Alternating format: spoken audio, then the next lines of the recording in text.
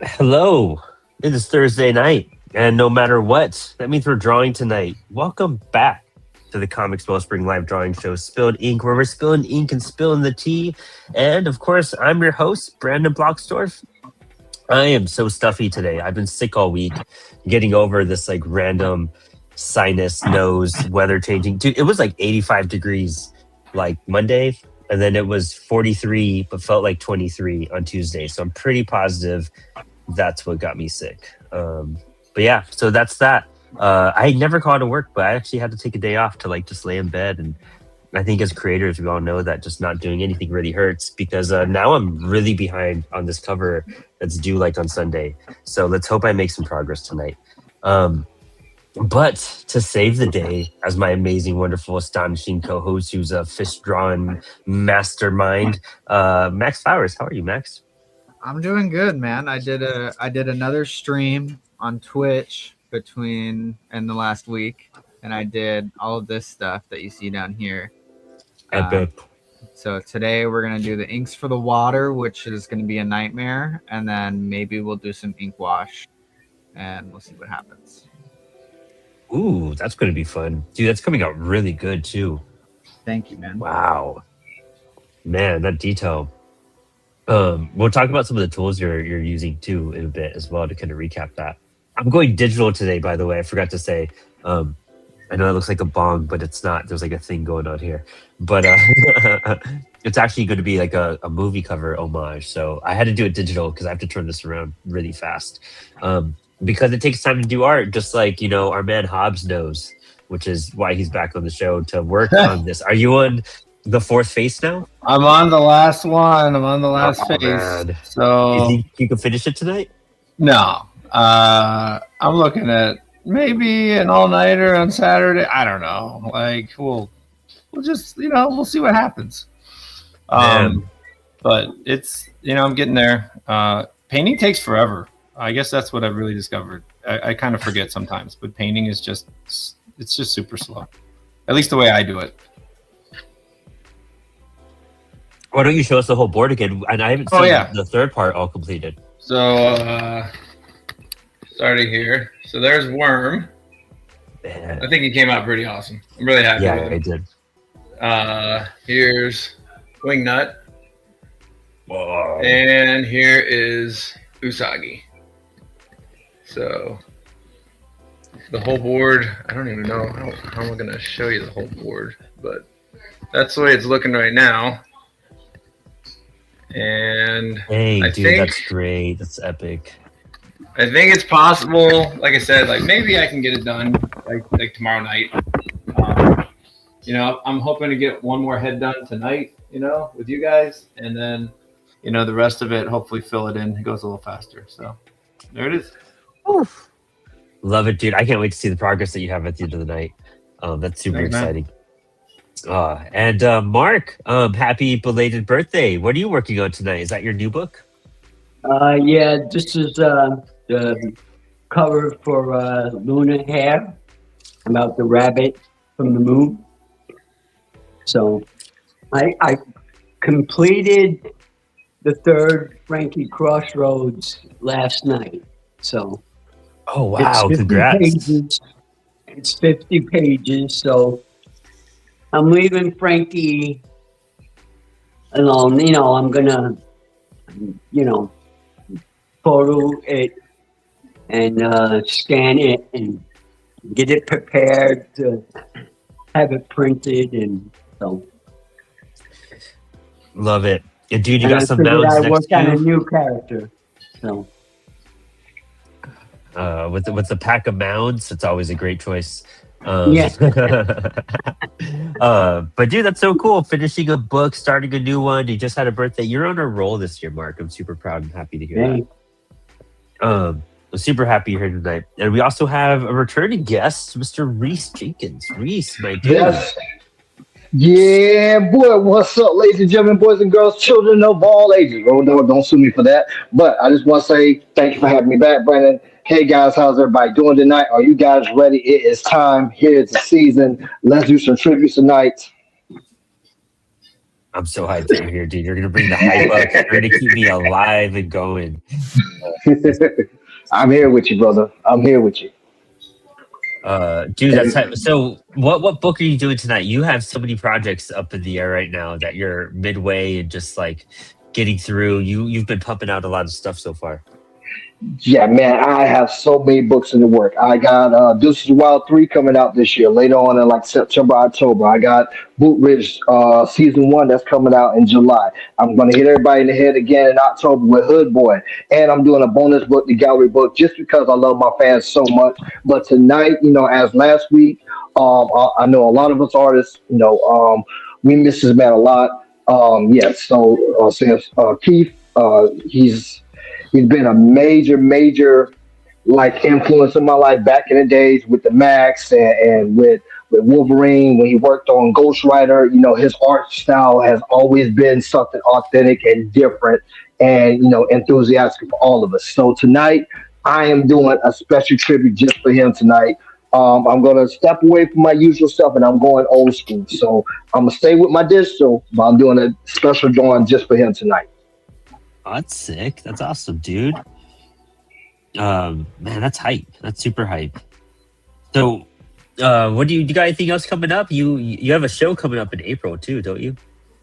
Yes, I will be at Brooklyn Con in June 7th, I think it is. And I'm also doing Baltimore Con this year, ladies and gentlemen. For those who want to show up and show out, we are going to be in full effect. Yes, that's the special announcement. You heard it here first. Your boy is coming to his first Baltimore Con, so get ready, East Coast, because we're going to rock the show like never before. Love that, dude. We'll probably be there for sure too. It's crazy. Baltimore is the same weekend as IC3, and that's a bummer because I'm having to make some decisions there, and that's a lot of heartbreaking decisions that kind of hurt, But I know, Baltimore's 2 hours away from me versus like 9 hours to Providence, so I figure I'm gonna be at Baltimore. But dude, I really love IC3. Well, it's gonna be me, man. It's gonna be the whole team this year. We got some catching up to do, man. We got a lot. That's gonna be like the end of the season Super Bowl, so I can't wait, man. Dude, yeah, Baltimore is always a blast too. Have you done Baltimore before? I've never done Baltimore. This would be my first Baltimore con. Okay, dude, it's a fun time. I'll see what we could get you into and whatnot too, because there's always some wild shenanigans going on there. Can't wait. And typically Mark's there, and maybe Jade will come back this year. We always do an LKC a CWS table. But maybe we could get you involved where the Regos are at and just see what happens. Our boy D Hauser's here too. What up, D? D, we need to get you on the show. You need to come on sometime. Honestly, you gotta shoot me a message so we could get you on. D Hauser's a great, awesome artist, man. Dude, I'm having a homage, draw different characters from other books, and I'm so nervous and trying not to be in my head about it. Those things. This cover is gonna really break some, really test me. But yeah, man. That's why we do it. Hobbs, what do you got? Did you just have an event, or do you have an event coming up?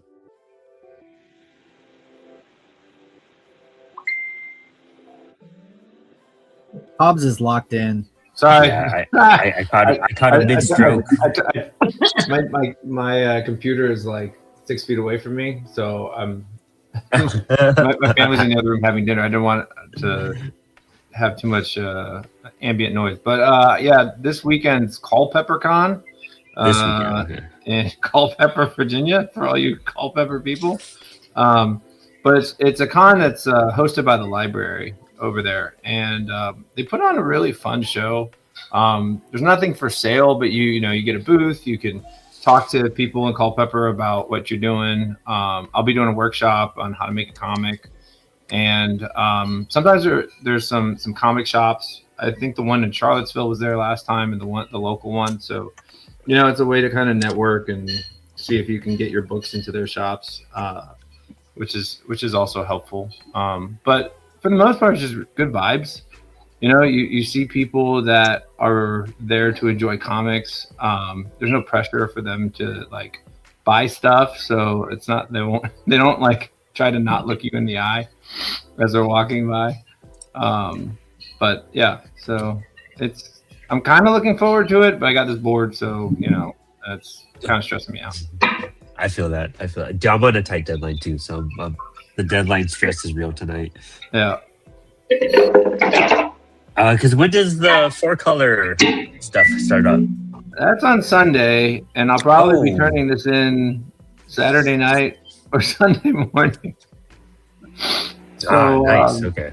They're cutting it a little close. But I mean, I was hoping that I could finish it tomorrow.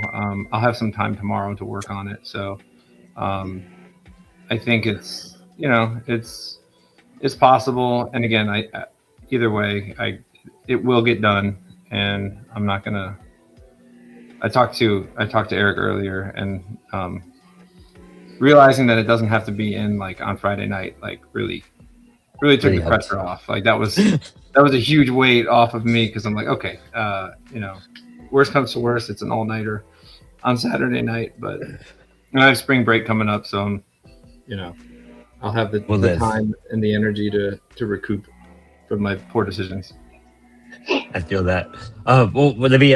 Devin Whitlock is popping in right now too. Devin, if you're whenever you're ready, give me a thumbs up on your camera. But if you're not going to turn on the camera, just let me know in the private chat to the side, and I'll bring you in. The super hype that you're here as well.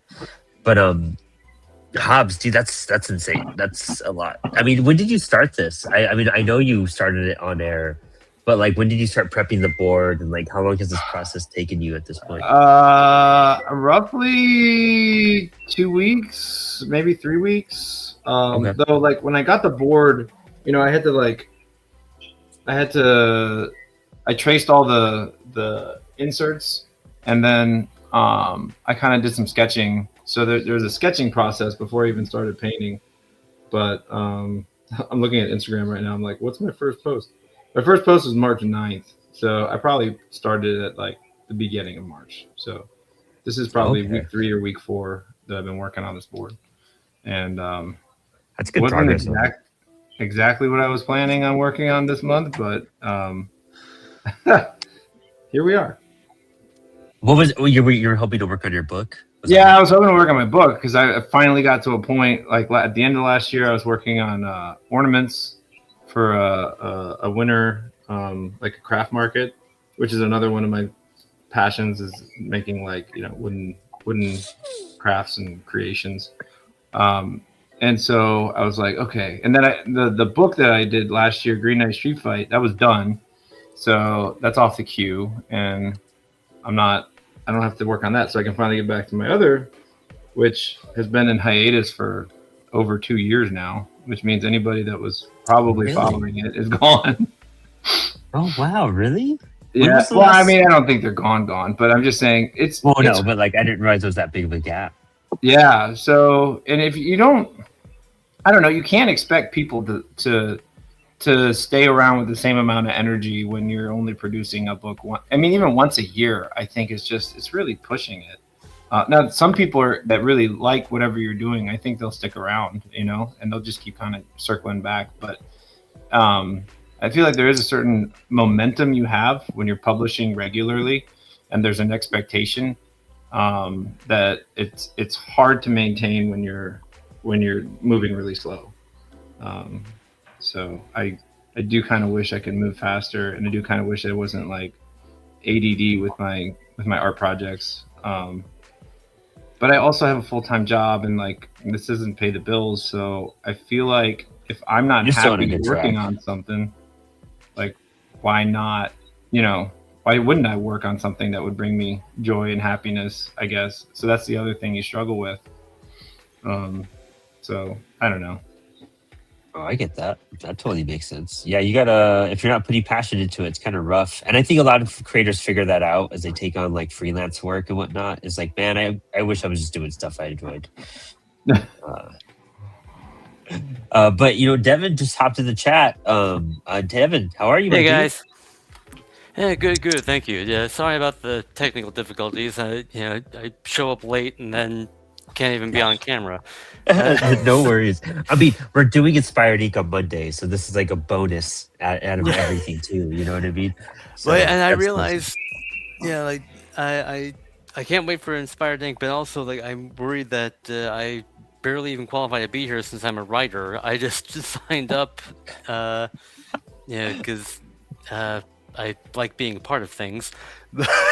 Well, maybe we'll start a new wave of writers coming on the show as well, and that's always exciting. You know, we're all drawing and hanging out, but you know what? We could use a change of pace in conversation sometimes. You know, And that's how Brandon started out being here. dude. know? I mean, that's how this show started.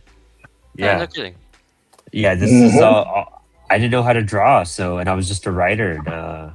Not just a writer. I'm not trying to demean anything. But, I don't take that personally. I know I make the same mistake. I say all the time like I'm just the writer, but like I feel like there's a certain amount of necessary humility because we can sometimes forget that comics is a visual medium and does not happen without the artist. yeah, honestly, and that's kind of what it came from. I just wanted a way to express myself and understand. What did I just do to my iPad? What happened here? Sorry, there was an update and it does all this stuff now, and I don't know what it does. That's really what Brandon wants to know is what the hell is his iPad doing? Dude, honestly, like, I mean, that's how it all came to be was just curiosity, and everyone was just drawing really cool stuff around me, and that's all left out. That's how it happens. That's how we get you hooked. Dude, yeah.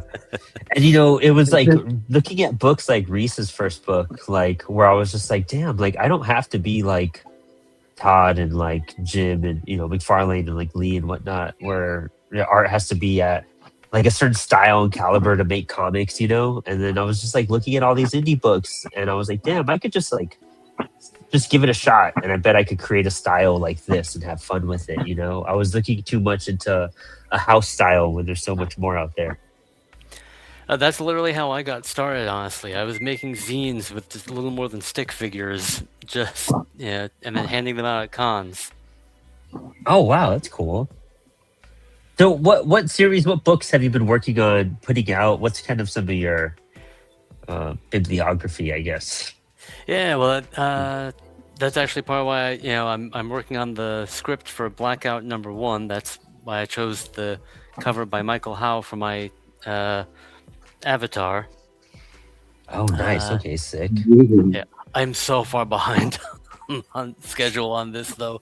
I have to, I applied for a grant with the city of Chicago to fund the creation of issue #1, and I'll find out about that in May. I have to have the full script and the thumbnails done by the end of this month.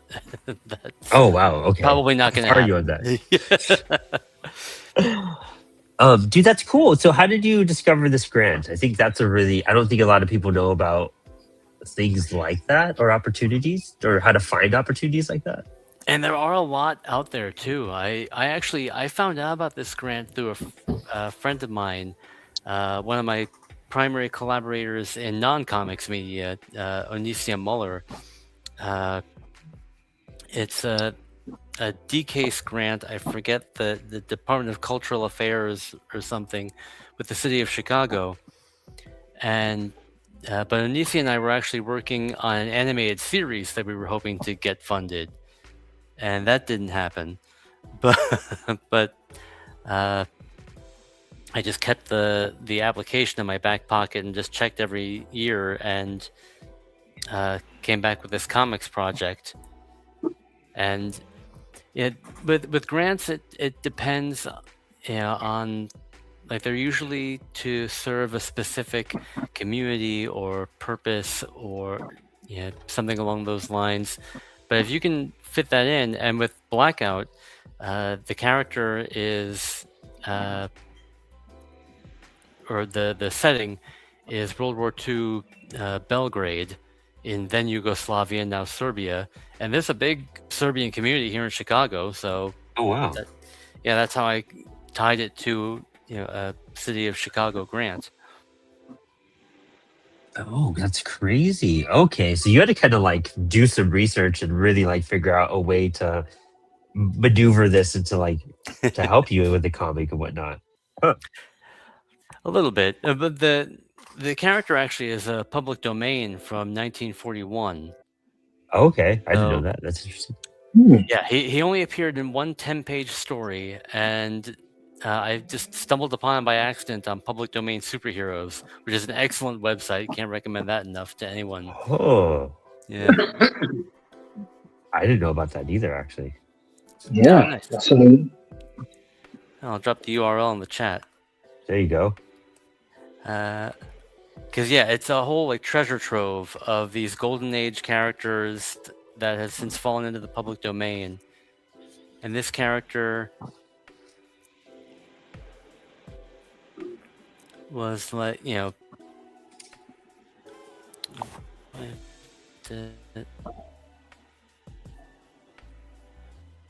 Soon to be a horror movie.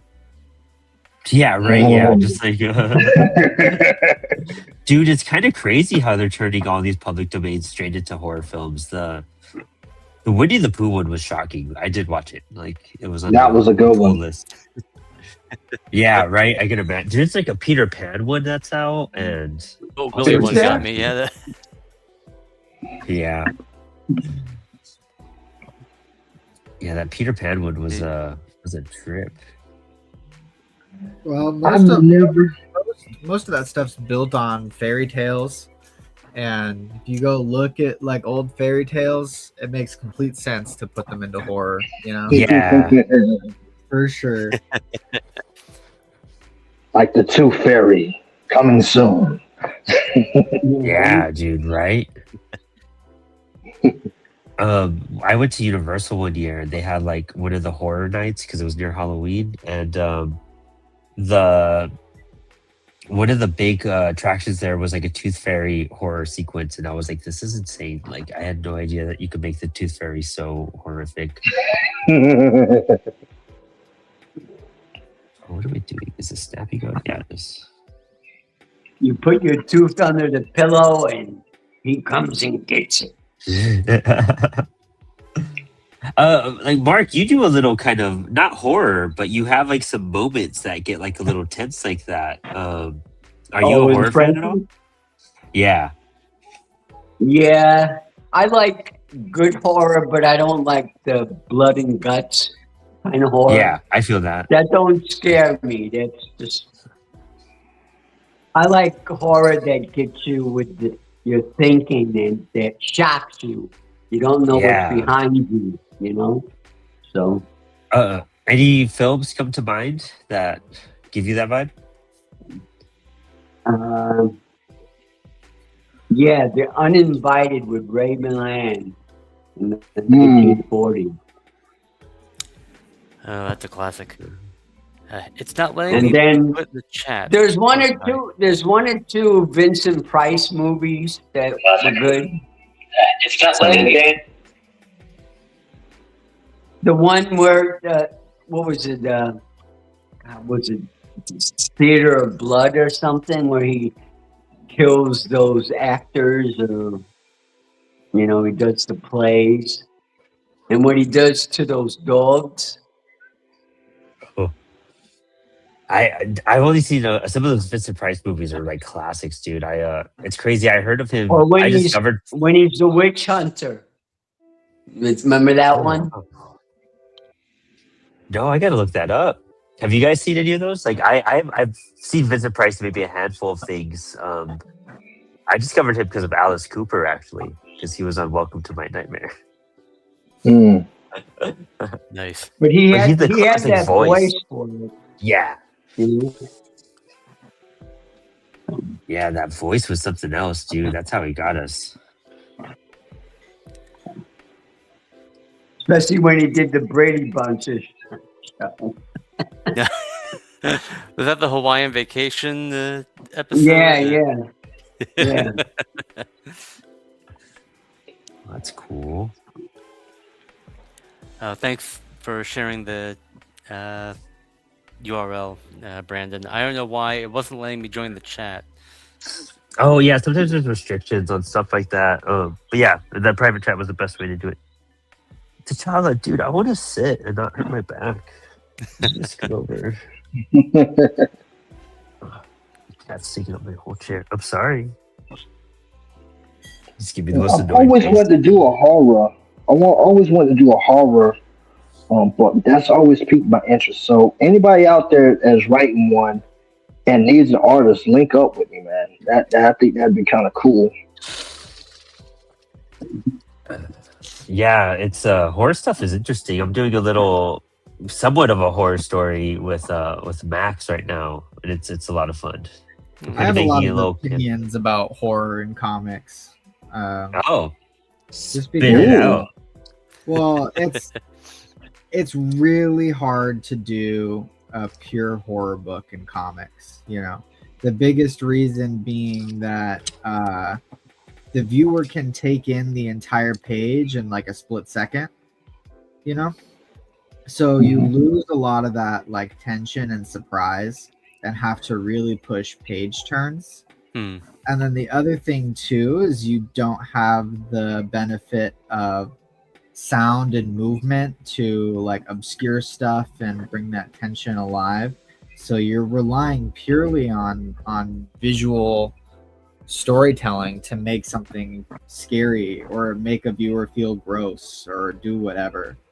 And it's EC Comics were the best. right, and The art even was the best. and even then, right, like a lot of EC stuff verged more on like the thriller end of things than like pure horror, right? Or it's pulp stories, you know, it's a lot of shock stuff.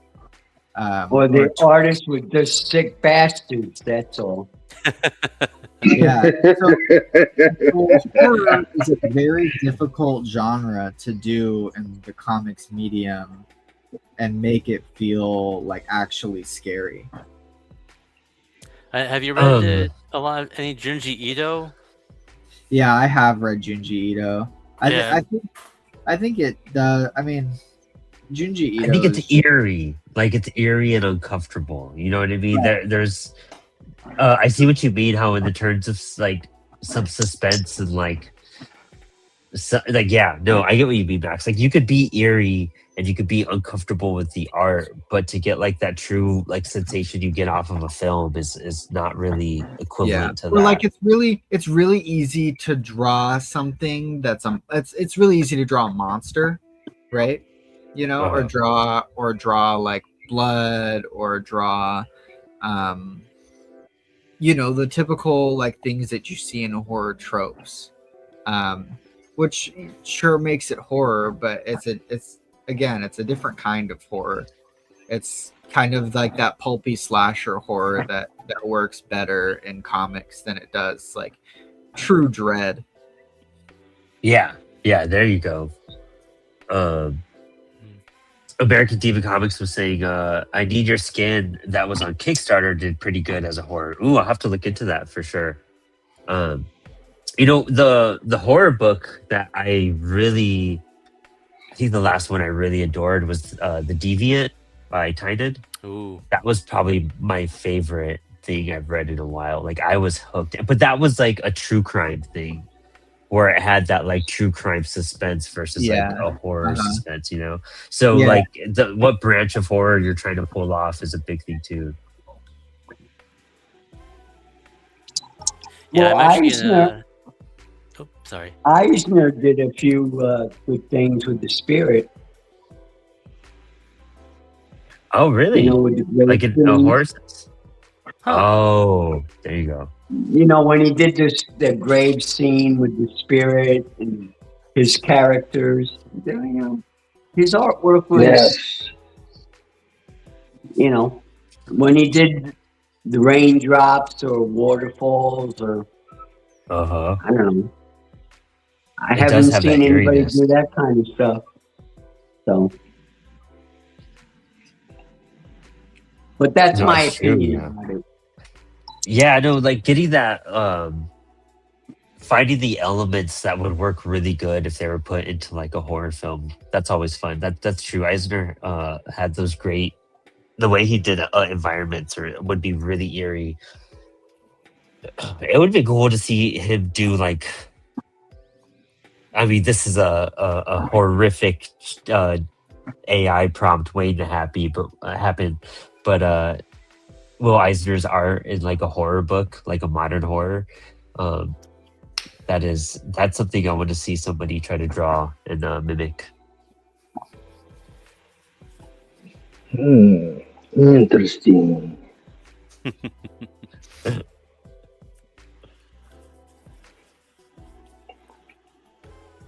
What's happening here? Oh, there we go. What other horror books have I checked out before too? I'm trying to think of one that actually made me uncomfortable.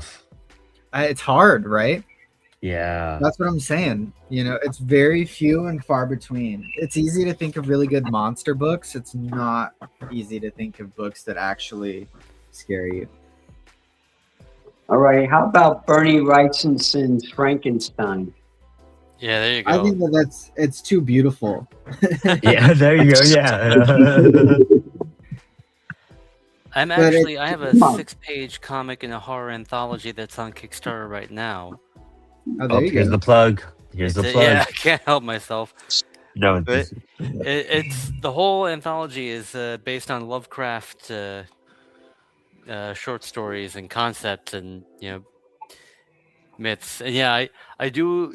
I guess it is more of a monster, but there is like a certain existential because Lovecraft, it wasn't just monster horror. It was just this idea of like an existential horror that there's something greater and unknowable. That's that's what I really love.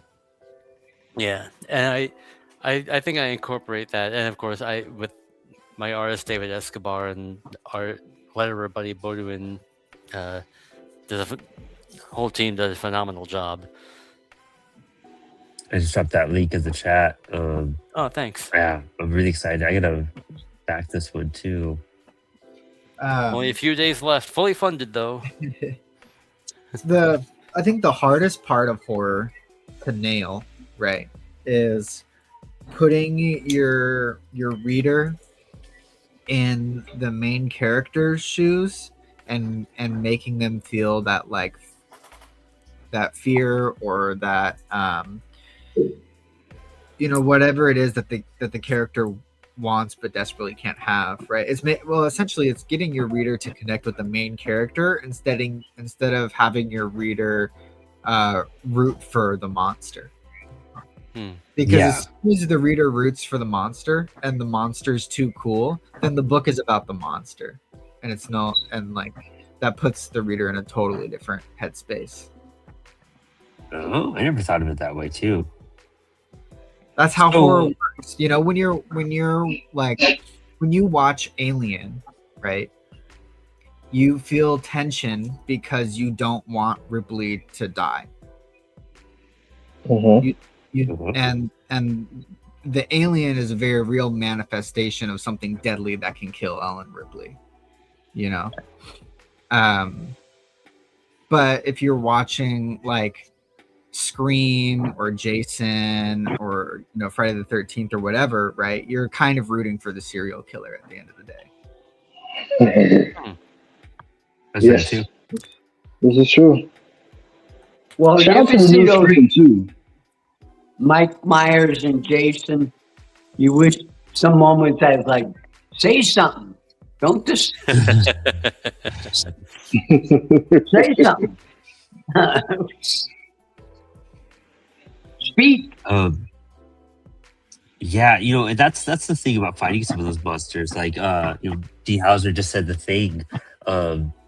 It's funny because The Thing is like one of the best horror movies. Like it's one of my favorites. But like, have you guys ever read the comics of it? Like the sequels? Like you're not scared. You're not terrified. It doesn't have the same effect at all. Like it's not even like some of the writing is decent on it, but like it's just not it's just not great. You know what I mean? Like it's just because it doesn't capture that same effect that the movie could capture in that way.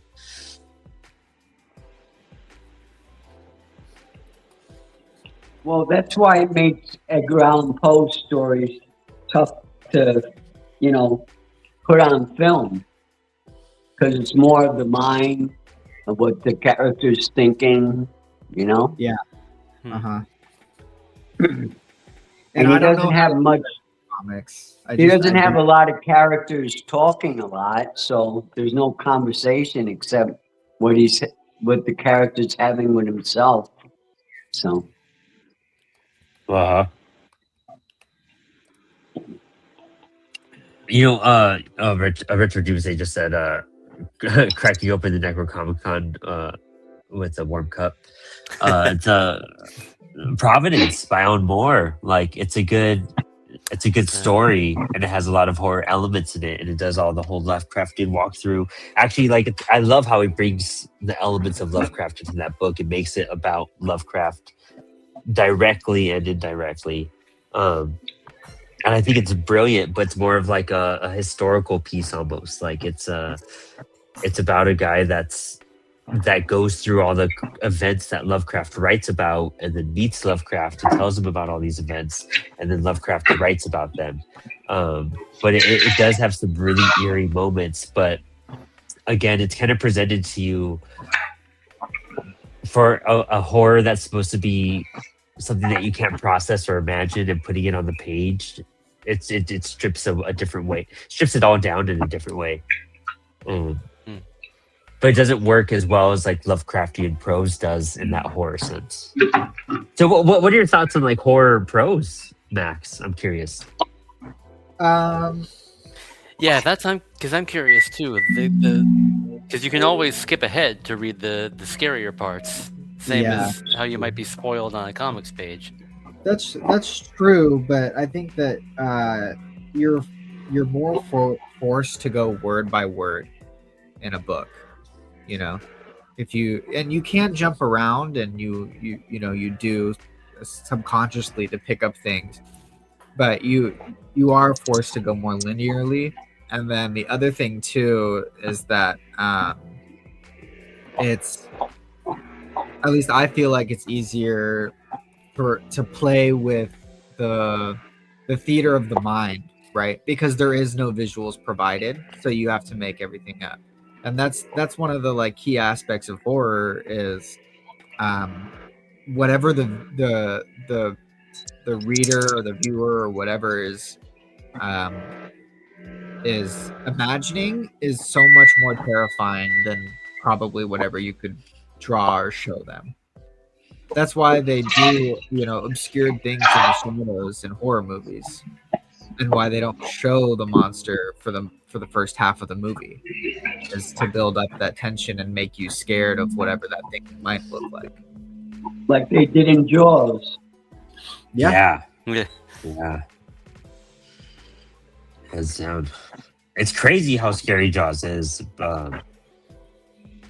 just in general, because of the way they present the shark and when it's revealed and how they reveal it. And all the subtle ways too, like the camera angles and the camera movements and the tracking shots and all that stuff. Yeah, it's a great thing to study.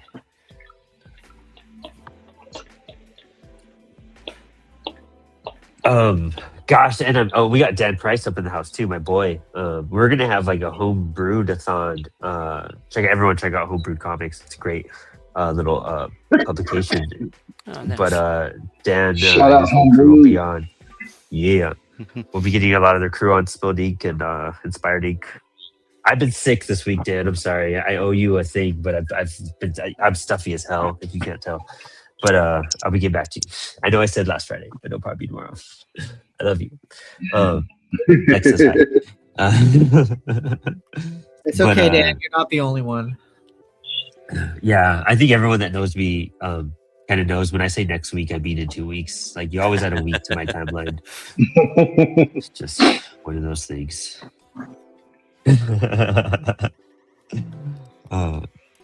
Yeah, it's been a weird March, man. My cat had that like emergency surgery. Dude's chilling hard right Aw. now, though. I wish I could show you guys. He is snapped out. He gets his sutures out Monday. He did great. He wouldn't wear a cone, so it was really stressful. Like trying to watch him to not like destroy his ear. But he was a champ. Yeah. Aw. Yeah, he got What like happened? a hematoma. He would scratch his ear a lot, and he got a hematoma. That's basically like a puffed up ear, and they had to drain it. So they had to like actually open his ear and then like suture it back together. And so like apparently most cats lose their ear during that process, which made us more stressed out. You know what I mean? Like, Oh God. yeah. So, but he's all good. He's chilling. I'm happy. Everyone's happy, so we're all good. Congratulations, man. Yeah, man. Just trying to get Yeah, over that must that be a relief. life stress. Yeah, $800. You know, that's how the vets get you. Like, Yeah.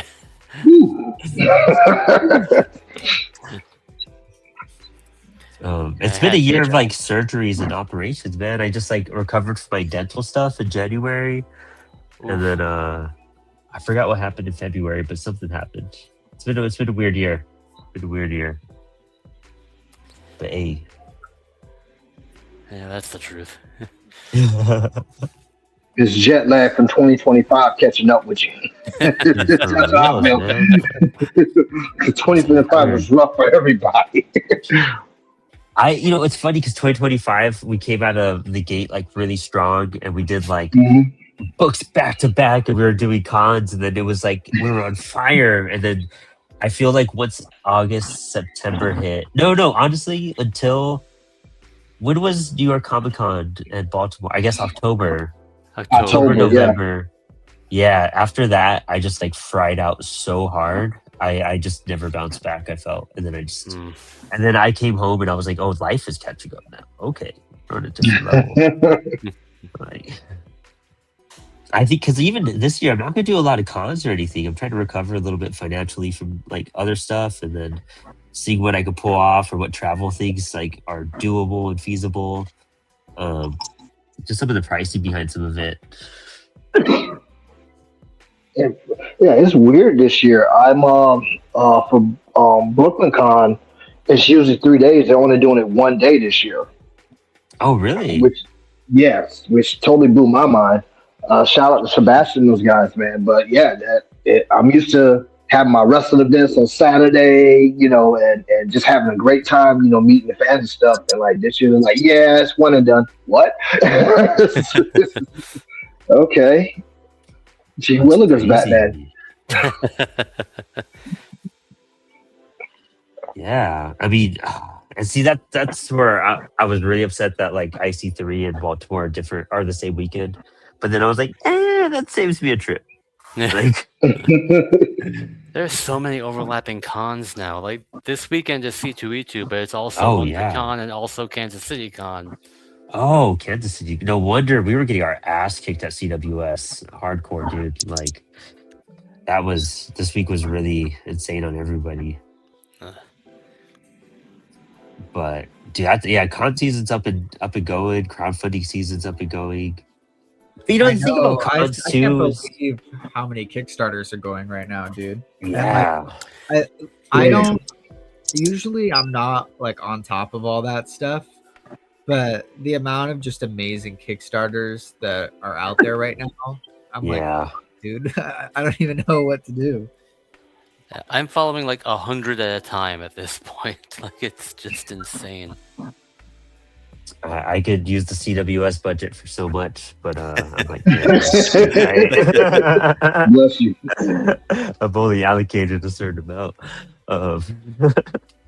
And that's the thing. Like that's when I hate. Like when I'm tight, personally on money is like, damn, I can't back some of this stuff. And sometimes it's like a one and done too. Like it's just you won't catch it again.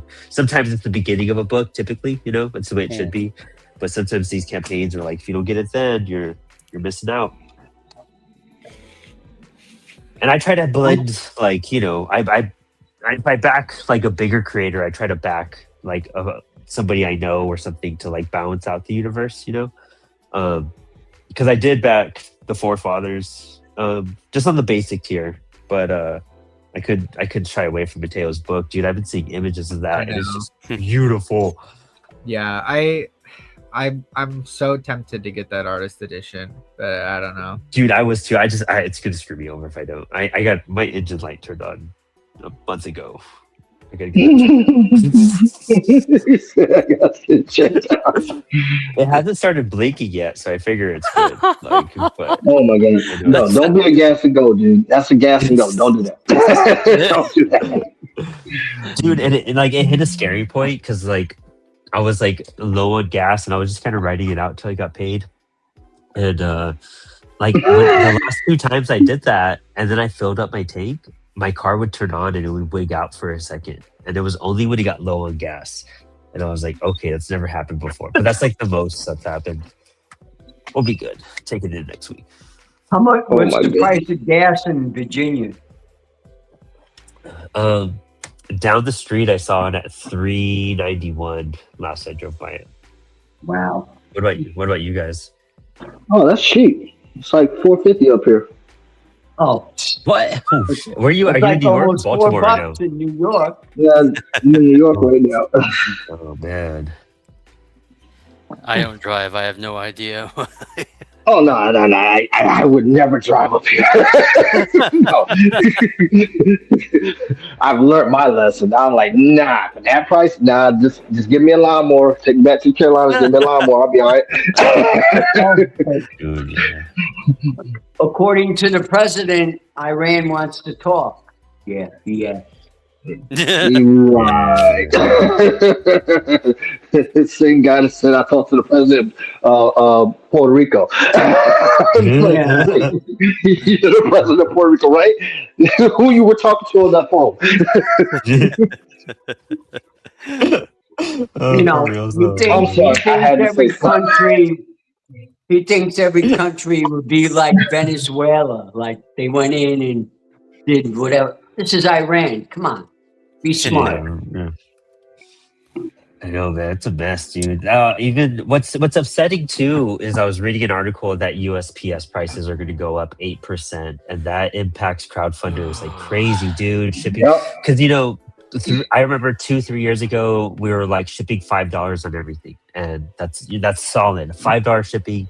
Well, some people pay a little more, some people pay a little less, but it balances everything out. And then a year later, it was like, oh, we might have to go up to like 8, like just to cover stuff and just make sure we're solid. And then it was like, dude, I think we're gonna always charge $10 shipping on $10 books. Like it's getting. Everyone's gonna be paying Canadian prices, or what prices we were shipping to Canada 2 years ago, and now it's just gonna be local fucking shipping. You gotta pull a Max Flowers and start shipping your books with stamps, dude. Yeah. That's ingenious, actually. And that's the thing too, man. Like supposedly USPS only has enough money till 2027. I'm not trying to be a downer, but it's just awareness for like. I'm sure USPS or UPS will step up and do something. But that's what the people who want to get rid of the post office want. They want to completely privatize it, and then forget about it if you're too poor to afford that. Well, the secret is that USPS, right? Your shipping costs are subsidized by the government, which means that I can ship something from Alaska to Virginia for dirt cheap because the government subsidizes it. With UPS or with FedEx or whoever, it's not the same deal at all. So it cost me like $300 to ship something to you. Whoa. Yeah. And so it's all sorts of different, calculations that they run, but the postal service is standardized, which is actually really nice. Yeah.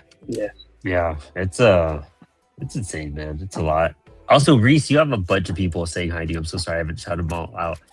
because it's been pumping throughout the whole episode. But your whole fam is here. Every time you're on, your whole fam is here, and I love it so much. So thank you all for supporting Reece, our boy.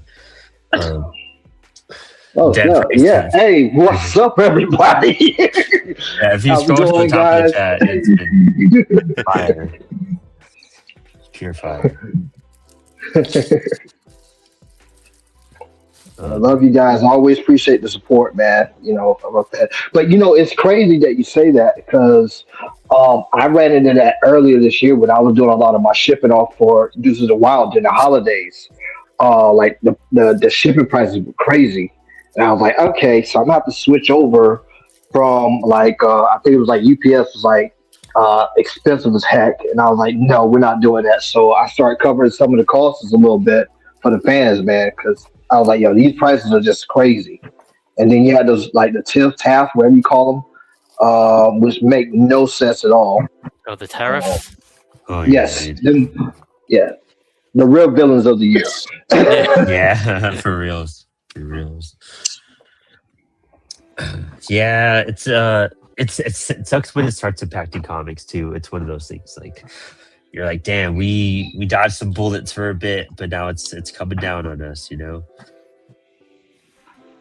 But we'll see what happens. We're always doing new things and innovating at CWS, so we'll help find solutions or help people out in various, especially with the crowdfunding aspect, man. Like, I would hate for everyone to charge.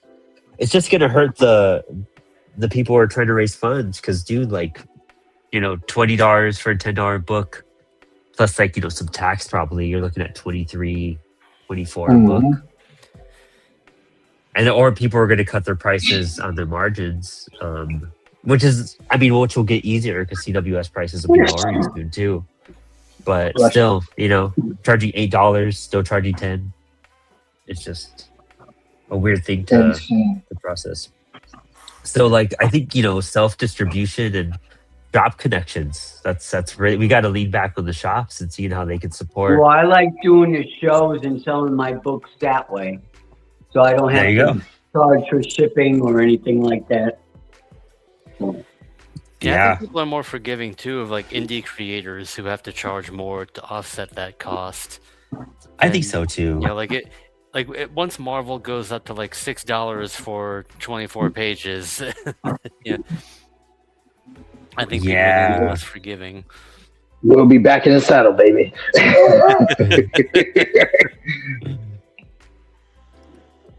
I know it's going to be interesting seeing if those prices start going up more too. Just your weekly. I don't know how much are weekly books now. Are they in the $5 to $7 range?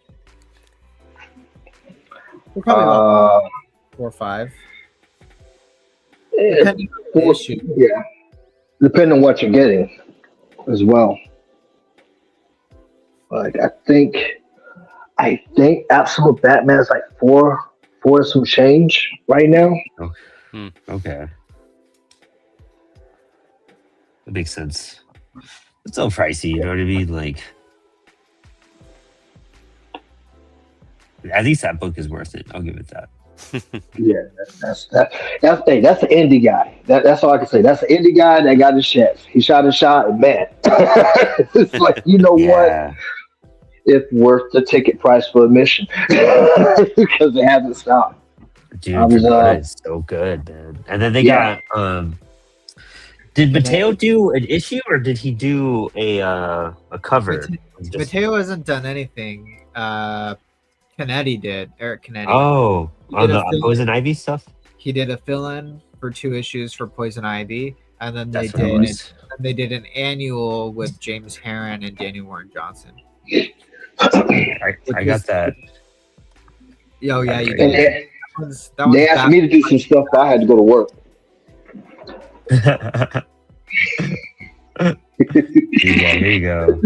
I got the book open right here. Where's the credits at? Yeah, that's sick. Dude, I don't know. Absolute Batman's amazing. I love this book so much. It is.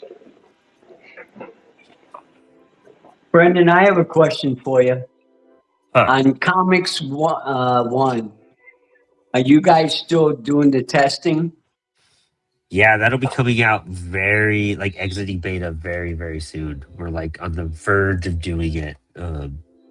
We're so close to taking it out of beta. I think by early April. We're waiting on some workflows to like wrap up Right. to be able to do that. Just so everybody has the right integrations for pre-press and stuff. But that's going to be, it'll be sooner than Global Comics, that's for sure. Global's still doing some Okay. workflows to make everything Well, fluid. because I know the third book is 50 pages, so I probably could get into having print on demand instead of it being digital, the other two.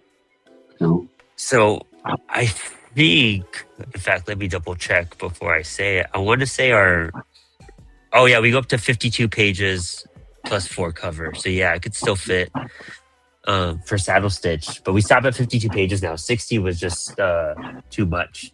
We'll see you later, American Demon. Good seeing you. Yeah, take care.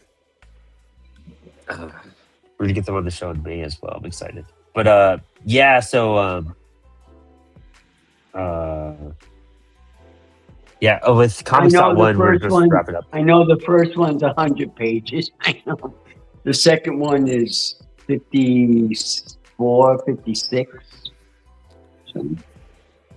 Oh, cool. Yeah, so you could probably put both of them on right away. Oh, 54, 56. Oh, it's probably just a little too tight. But Perfect Bound POD will be launching probably either late summer, early fall, I think. Okay. And I'm giving bigger timelines than we're probably going to be doing, but and I was that thing you had in the print shop about publisher program. Yeah. That's exciting. That'll be kicking up. I would have to have different characters, different books out, right? Yeah, you'd want multiple titles for the publisher part, but there's still the other aspects that'll be good for creators. Kind of more the crowdfunding side, but right. that'll be kicking off with our website, which is like, dude, it's under the final touches on that too. Finally, dude, that website's beautiful. They just did a walkthrough of it the other day. But there's some functionality stuff with the ordering process. We just need to tighten up a bit. I do love the new ordering system. It's so much easier and clearer. It's very nice. Well, I got a bunch of characters and I'll probably have a bunch of titles. So yeah, you'll be a good. We'll have like different categories for different people too. I think there's a few things that everyone will find what they need for, especially because like being part of the system, you'll get introduced to our new dashboard that should be launching later in the year. That's getting developed right now. It's a bit more intricate, but it kind of gamifies everything, and it really helps you find different ways to host your books, to like upload your stuff, to configure it on the software, like, and it's all online too. So you'll be able to kind of format and get your books prepped for print a lot faster and easier. Cool. Sweet. I'm glad I found you guys. Dude, yeah, it's one of those things. Like, see, I mean, the more I see these other companies and they're doing a whole bunch of AI, like, do this for your family, and like, it's so great. And I'm like, no, you can just hire someone for that, like, like, or do it yourself. I don't know, like, if someone like drew me something and put effort into it and gave me that for a birthday, I'd like, that's the coolest thing in the world. But like, if you just put like a prompt and it spat on an image, like, thanks. Yeah, I could have Googled something too. Like that greeting card I gave you with the book. Yes. Yeah, that's why I wanted to highlight that so much, because like it really did stand out. Like, and it's not like you took time and effort to put that together. Like, and I know, and as an artist, I know that takes time and effort. Like, and it's a great self-portrait too. I really liked it. Right. Nice. But yeah, dude, that makes such a difference in so many things. We really want to make sure people. Yeah, it's very unique. It helps me. It helps. It makes me stand out a little bit more. Yeah, it helps you stand out. It just means a lot more. It's very sentimental at that point. So I have a whole spot where I kind of pin up all the Like whenever somebody writes me a card or a message in the Kickstarter bundle, like, and shows any Right. support, like I always hang it up on my wall. And actually, I need a new board because it's blown up so much over the years.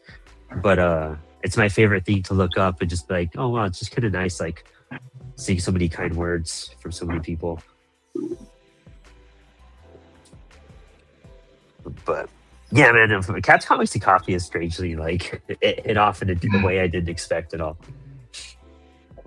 Well, you do it so well because, yeah, I could feel that you were very sincere about what you were saying. So, Oh, thank you.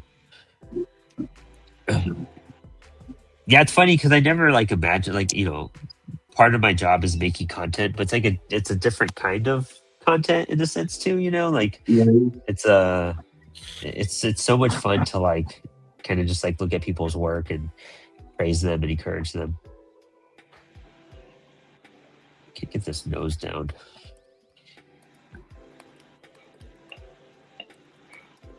This nose I'm drawing is really big, and it feels like the size of my nose. That like because I'm not stuffy right now. That part.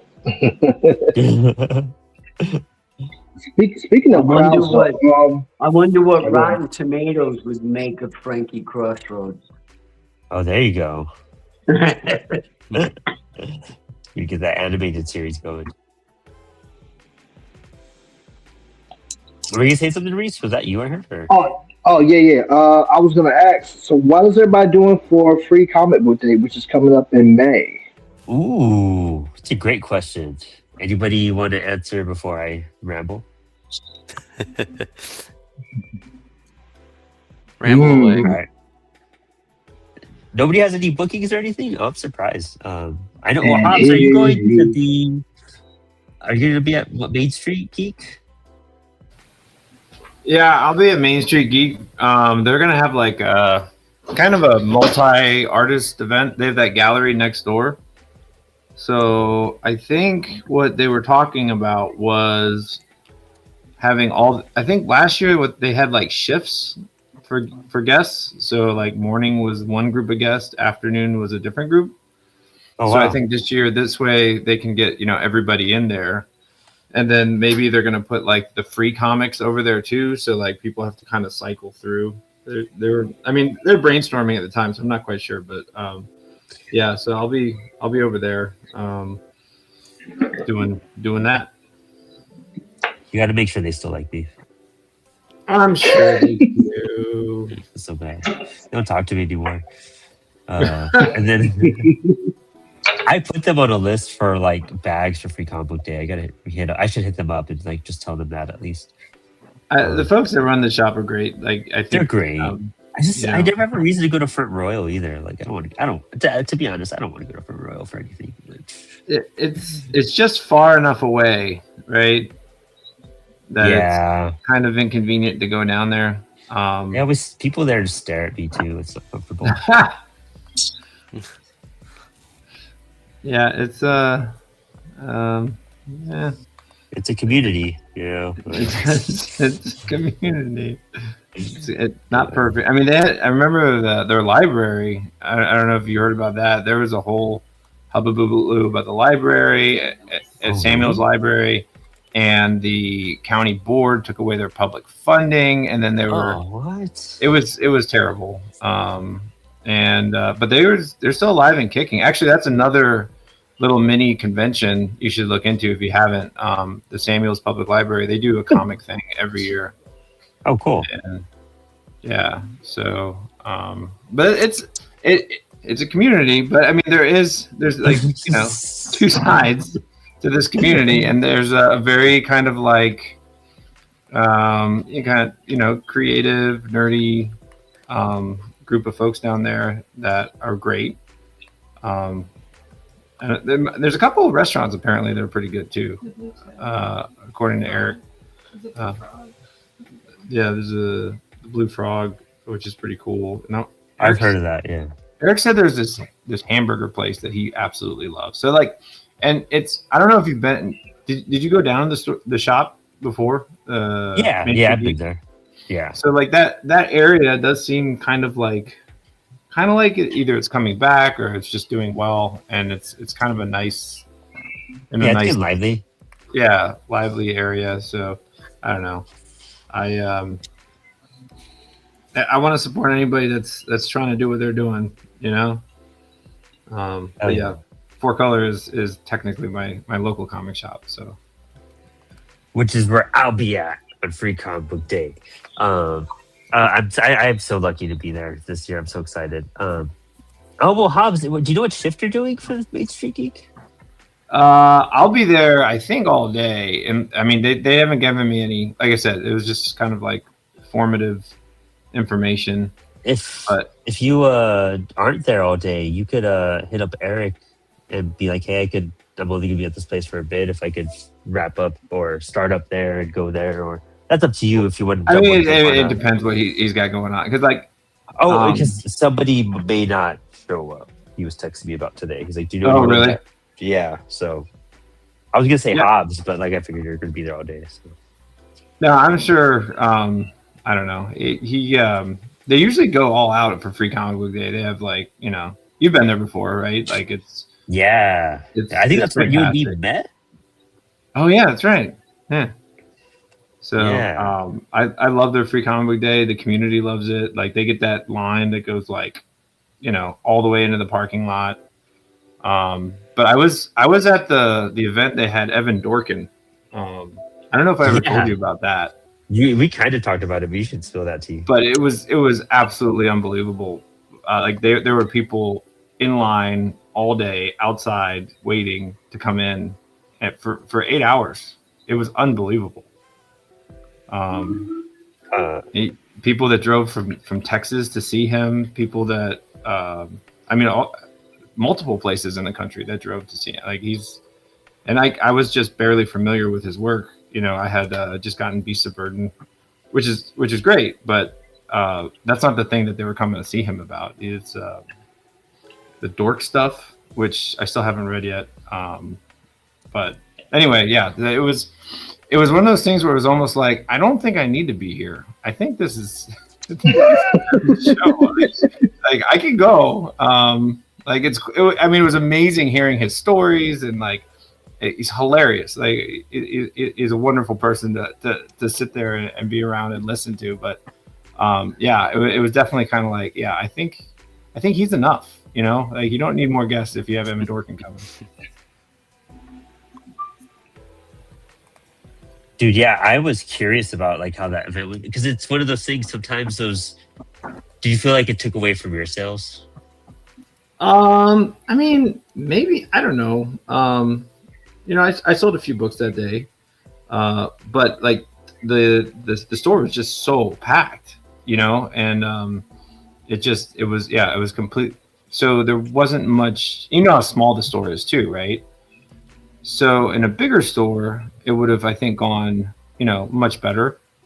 But because the store is so small, the movement is very limited. So, you know, it would definitely, if anybody was there, I mean, like I said, there were some people that just kind of like made a beeline for me or some of the other people that were there. But it was hard to get around. If I were going to shop and I saw that, I'd be like, I'm not going in there. Dude, I didn't. Claustrophobia would just like sink in. I'd be like, I can't go in there with that many people. Like it's, you know, and the floor's a little squeaky. You know, like how many 1,000 pounds can that floor hold up with all those cases? Like it's, dude, yeah. You think about that. It's a tiny little, like, you know, you have maybe on some spots like a 2-foot gap to walk through, like around that middle bookcase at Four Color. And so like between that and all those shelves and bookcases, and then the people's weight, you know, wrapping around all that, and the books that they're carrying in their hands, like that is an additional, because some of them are carrying stacks and they walk in with that, you know, like that's wild. Wow, I never considered that. That's a crazy. Yeah, It's a little concerning. I mean, I'm not really scared about it, but it does cross my mind. yeah. Fucking. How was Have you done other events there where you had like bigger guests? Like, how was that in comparison? You know, I think I was there one time when Jim Rugg was there, and you know, it was a good crowd. It's kind of just like steady. The guy that writes Superman and Incredible Hulk? Oh, Philip Kennedy Johnson. Philip Kennedy Johnson. I was there when he was there too, and also Tom Sholey. And I feel like all of those events were very, very similar. It was like a really nice, steady stream of folks. You know, very festive atmosphere. You know, great place to be. But the Evan Horkin show was something totally different. I've never experienced anything like that. It was like just, you know, a blockbuster writer, you know, like full blown Hollywood celebrity. Wow. Yeah. Oh, that's crazy, dude. I've never seen it that packed because even when Tom Scully was there, like I just chilled with Tom Scully the whole time. Like nobody was really there. I think you came by for a bit too. You got dinner with us, right? Yeah. Yeah. It was super chill. It was like nothing practically. Well, at a comic shop, like on a Saturday, I think it was on a Saturday. So it was. Yeah. If it's a Saturday and it's a non-event Saturday, like it's not Free Comic Book Day or it's not the Halloween thing, you're really not going to get a lot of foot traffic at a comic book shop on a Saturday, because all the foot traffic's on a Wednesday when it's New Comic Book Day. And I think, you know, a lot of comics shop, and Four Color Fantasies have been doing this too. You know, Wednesday they'll try to get the guest in, but then the window you have on Wednesday is pretty small because it's like, you know, when people get off work, it's like 4 to 7 or 4 to 8 that they're open. 4 to 7. So I guess you could do it from like 12 to 7 because I'm sure there's like lunch comic people, you know, they will go get their comics on their lunch break, but there is. I've been there like when I'm just like trying to like BS at work. I'm gonna go buy 4 Color and do stuff. Turns out like there's like a crowd, and I'm like, oh shit, okay. Yeah, one of my comic shops has regular events on like 12 to 2, and I'm like, who is going? Yeah, exactly, dude. Like, that's what trips me out because even when 4 Color does it, I'm like, dang, I wish I could have swung over there, but it was like on a weird. Wednesdays are kind of rough for me. And the one day I'm free are Thursdays. The one day they're closed. Yeah, I was the same way. I think their last Wednesday one I had really wanted to go because a bunch of people from Oni were there, and Nice. You know, I wanted to talk to people and learn and whatever. You know, mentioned that I missed out on that. Yeah, and I was so tired. I couldn't do it. I was like, I can't try and like, you know, be on point tonight. I had no energy. I had no social energy left. I feel that. You know, it's like you're so tired you don't even care that you made a book. You're just kind of like, I made a book. Who cares? I totally get that. Yeah, you're just like, please just read it. Like, you'll enjoy it. I swear I put a lot of effort into this. You know what like upsets me is like, you know, the first book we did was a punk anthology, and it's like a ranted homage cover, and like I'll see like punk kids and whatnot around, and then I'll be like, yo, and then I'm like, you'll love this, and they're just like, cool, and I'm just like, you whatever, all right, like this was dude, I'm on your side. I was like, you're the poser, really, like you're don't even. You know what I think it is, Brandon? I think it's that like the punk kids have to like feel like they have to be too cool for whatever. Yeah. You know?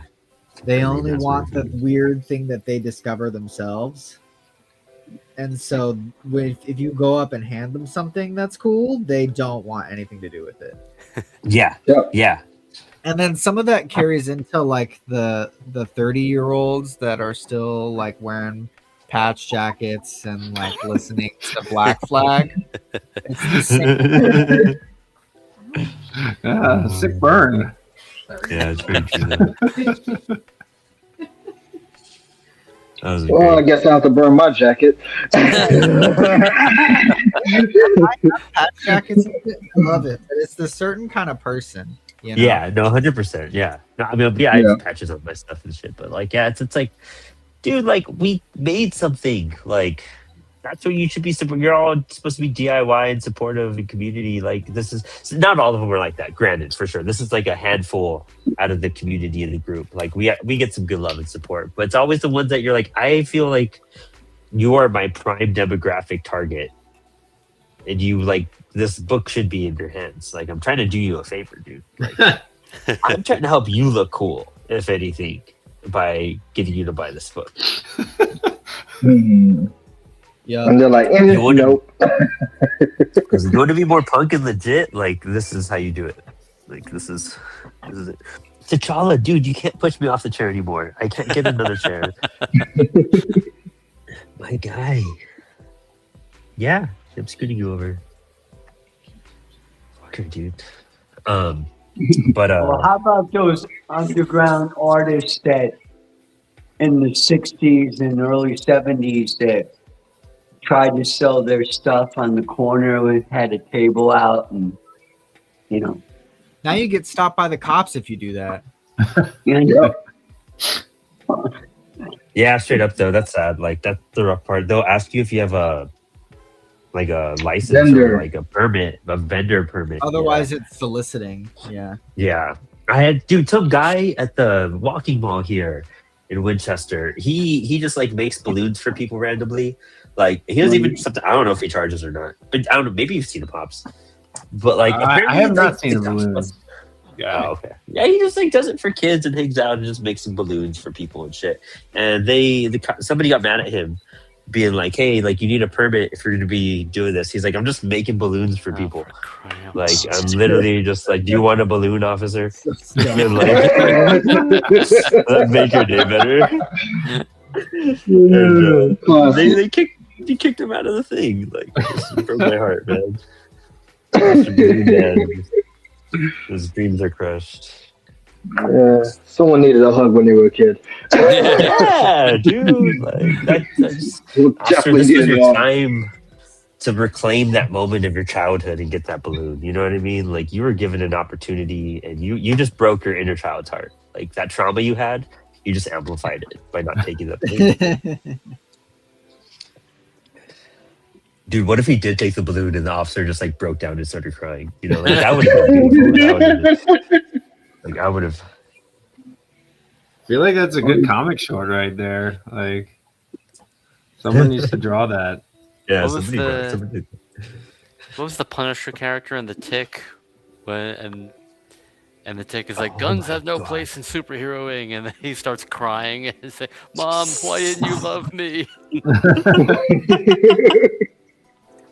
Oh my gosh. I don't remember that character. I gotta look that up. I don't remember that. Yeah. That's amazing. Was he in the show or was he like in a comic? I don't know if he was in the comic. Yeah, but he was. It was like the first episode of the animated series Oh shit. way back. Yeah. Okay, no, yeah, all right. That's some flashbacks. That takes some. Dude, all the Tick TV shows have been great. Yeah, Like- and like so different. Like it's so Yeah. so much. Big Shot was the name of the character. He has Big like shot. I he remember has like a that. literal trunk full of guns on his back. He Oh later my became gosh. peacekeeper. Yeah. Dude, he almost is like Bane big too, Yeah. which is amazing. It's- Yeah, he shows up and he does indeed go to therapy. He shows up in like a later episode wearing a turtleneck and like trying to get everybody to hug it out. It's amazing. Dude, there was man, and this is gonna be so vague, but maybe even someone in the chat could let me know.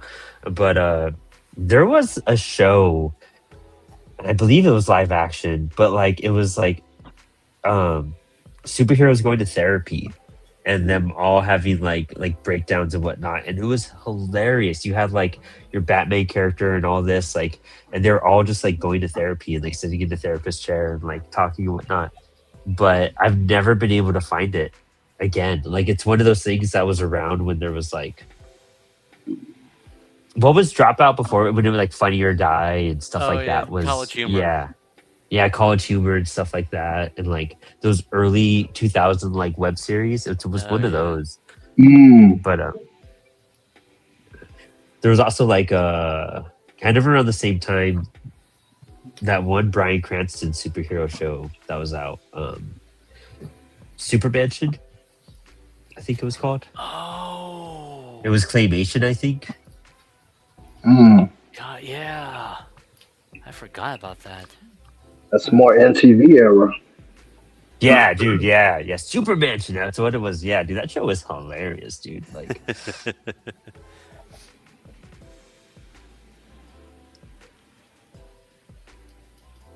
would you go down like these are all shows that would just drive my girlfriend crazy if I was like, "You want to binge this?"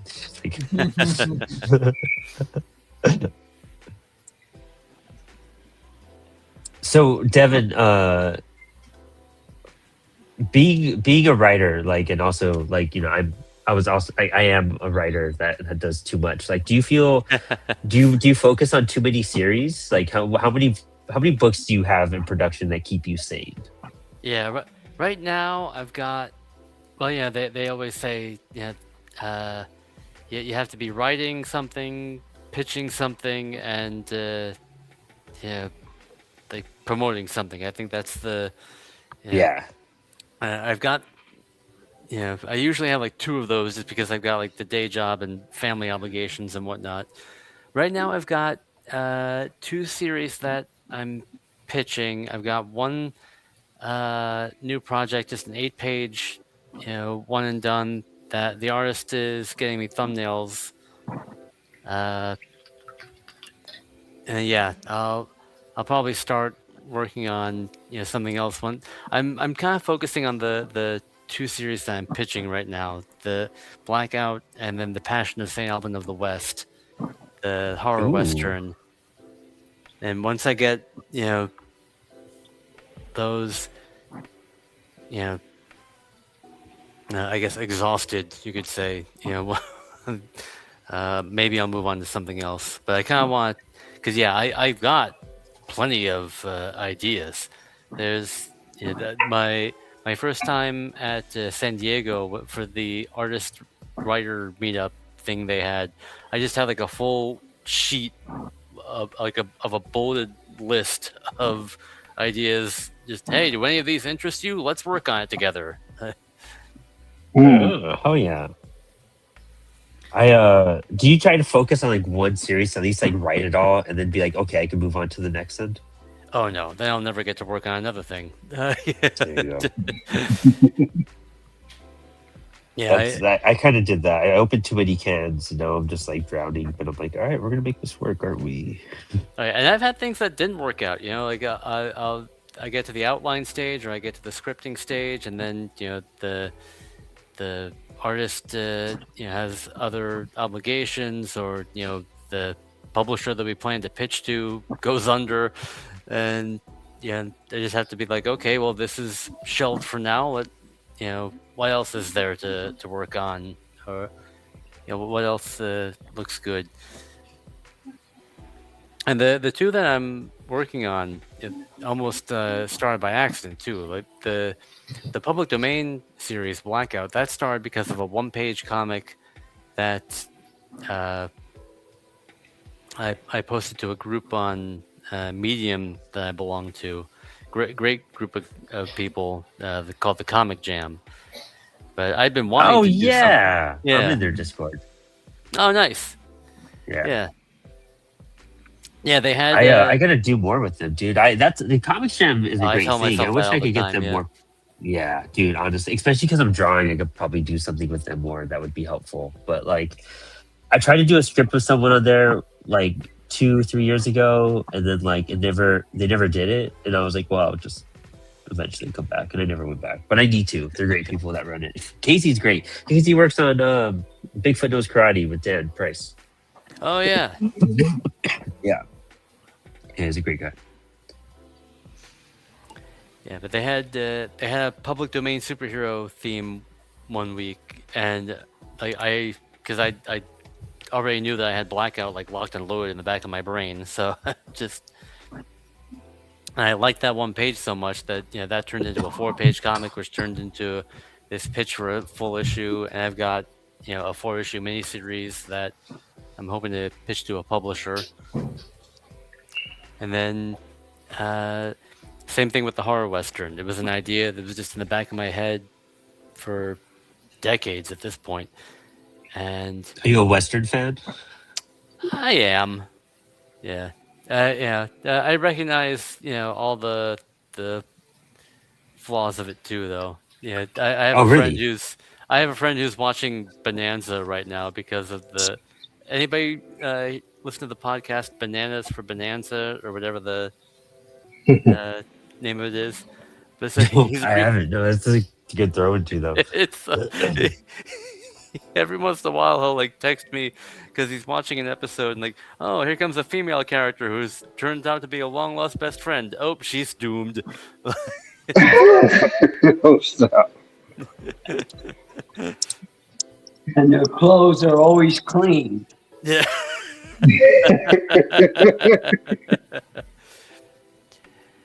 Sounds about That's right. when you go for the Clint Eastwood movies where all his clothes were dirty. You never seen him wash them. Oh yeah.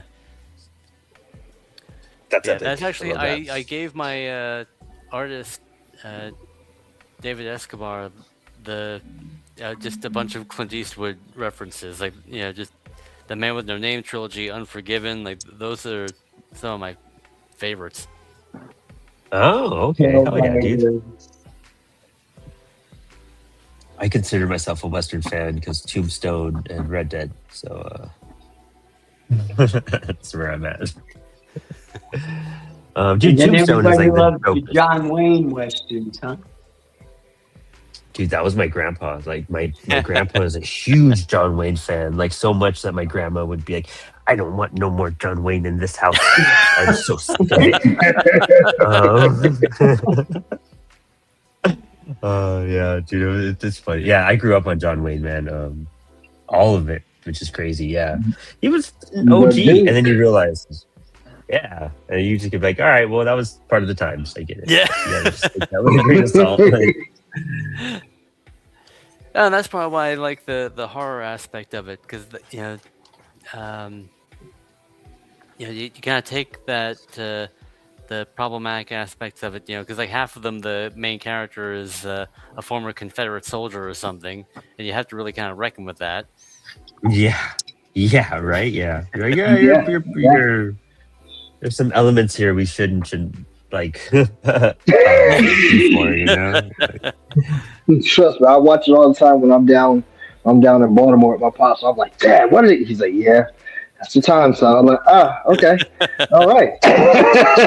Yeah, man. It's one of those things. Like, I mean, I think a Tombstone is like, I mean, like a favorite of mine. Like, I could always watch Tombstone. That was the like Western movie that made me think that Westerns are cool. That was, I saw it when I was really young, before like Dirty Harry and all that other stuff. Like. But like, or Clint Eastwood movies in general. But like, Tombstone was shit, dude.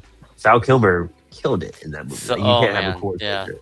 Doc Holliday, dude. I quote him so much from that movie too. That's like, there's literally, I'll just like send messages to my girlfriend, and I'll just like, I'll be your Huckleberry. You know what I mean? Like, I didn't know you was about to say that. What was that, dude? I'm like, I can have a conversation with you. We did that to some. I think it was at Baltimore Comic-Con, and like Lex always goes to Baltimore with me. And somebody came up, and I was like, "Look, darling, it's Johnny Ringo." And it's just like only her and I got it. It was like inside joke. I was like some person I didn't like. I wasn't like a fan of him. So if I ever call somebody Johnny Ringo in front of you, I'm like, so I'm not a fan of this person. And if you're somebody I've called Johnny Ringo, I'm sorry I've revealed that. Like, Like they're sitting somewhere like, you know what? I was that guy. yeah, right. Wait a minute, but and then dude, I went like hard on Red Dead Redemption. But I went so hard that like I finished the game and I was like, I kind of want to replay it to do it better. Like that's how into it I got. And I'm not a video game person at all. It's hard, dude. It takes a lot for me to be into a video game. Like I love Halo, but it's hard for me to replay some of those games now. I'll play any Star Wars game, for sure. But it's typically like superhero games I'll play for sure. Naturally, I guess in Star Wars. But like there will be a game like if I try to get myself like into a long video game like Skyrim or Fallout because it gives me a break from other stuff. Like it makes me sit down and not do anything. And sometimes that's needed and good, like there's like a balance to it for sure. But I try to treat myself to be like, I'm gonna have one day this month where I just play video games and relax. And it helps me out. Like it helps me like, it's kind of like when I go to the gym, it helps me not think of other stuff. So it's like, I'm so focused. You're just regulating like a human, Brandon. It's okay. Yeah, I guess that's it. I just don't know how to process that like in a natural way. Yeah, dude. I decided like screw it. Like I'm playing video games pretty much every night with my friends. It's like 2 hours. It's like I do my day job. I try to get in about 2 hours of like comic work and then 2 hours of gaming time. Nice. Yeah, that's ideal. That's great. Yeah, dude. It's kind of lit. No, that's amazing. I wish my entire productivity is just that slim period of time between my day job ending and my husband's day job ending. and somehow I got fit dinner in between. Dude, I drop off Flex like at 7:30 and she doesn't get off until like a little after 5. So, we try to fit stuff in. Like we try to gym like twice out of the weekdays because I do shows in the evening. So it's kind of hard every night. But like you're just like, man, we got to fit in dinner, and sometimes you just want to talk and catch up. And then you're like, it's 8, and then by the time it's 9, like me and Lex are like heading upstairs to get ready for bed. Like or she's asleep by 9:30 and I'm out by 10. That's why I don't do late night podcasts anymore. I can't. Like I physically can't. Like this show goes late for me.